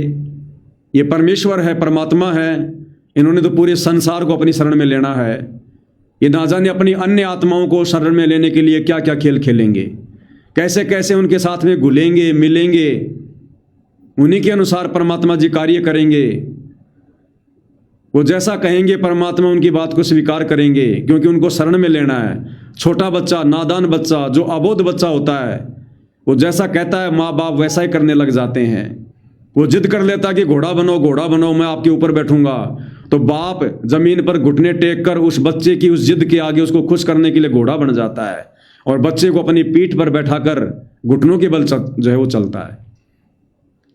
तो अब ये जो बाकी जो ये संसार वाले हैं, जो दुनिया वाले हैं, जो अभी तक गुरुदेव भगवान को नहीं समझ पाए थे, अब ये मोटर पाइप देने के कारण, धर्मशाला बनवाने के कारण, छोटे मोटे उनको लोभ लालच देने के कारण, जो अब उनकी महिमा कर रहे हैं, जयकारा लगा रहे हैं, तो परमेश्वर ने उनमें भी भक्ति का बीज डालना है।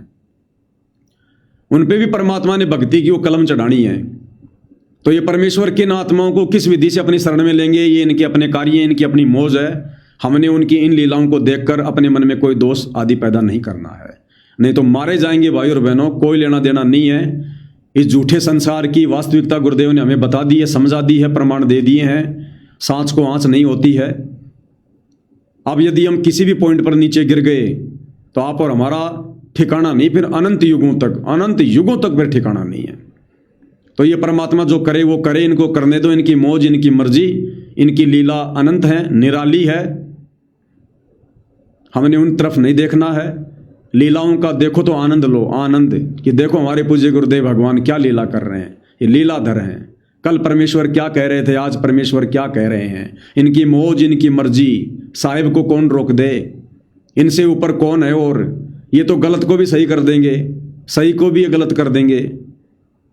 तो हमने उनकी वर्तमान लीलाओं को देखकर किसी भी प्रकार से भ्रमित होने के बजाय हमने और ज्यादा दृढ़ होना है। तो गुरुदेव भगवान के आशीर्वाद से आज की साथ संगति में केवल इतना ही। फिर परमेश्वर जी मौका देंगे, लाइव आने से पहले आपको दिन में मैसेज कर दिया जाएगा, आप जी लाइव जुड़ सकते हैं। बंदी छोड़ सतगुरु रामपाल जी परमेश्वर जी की जय हो।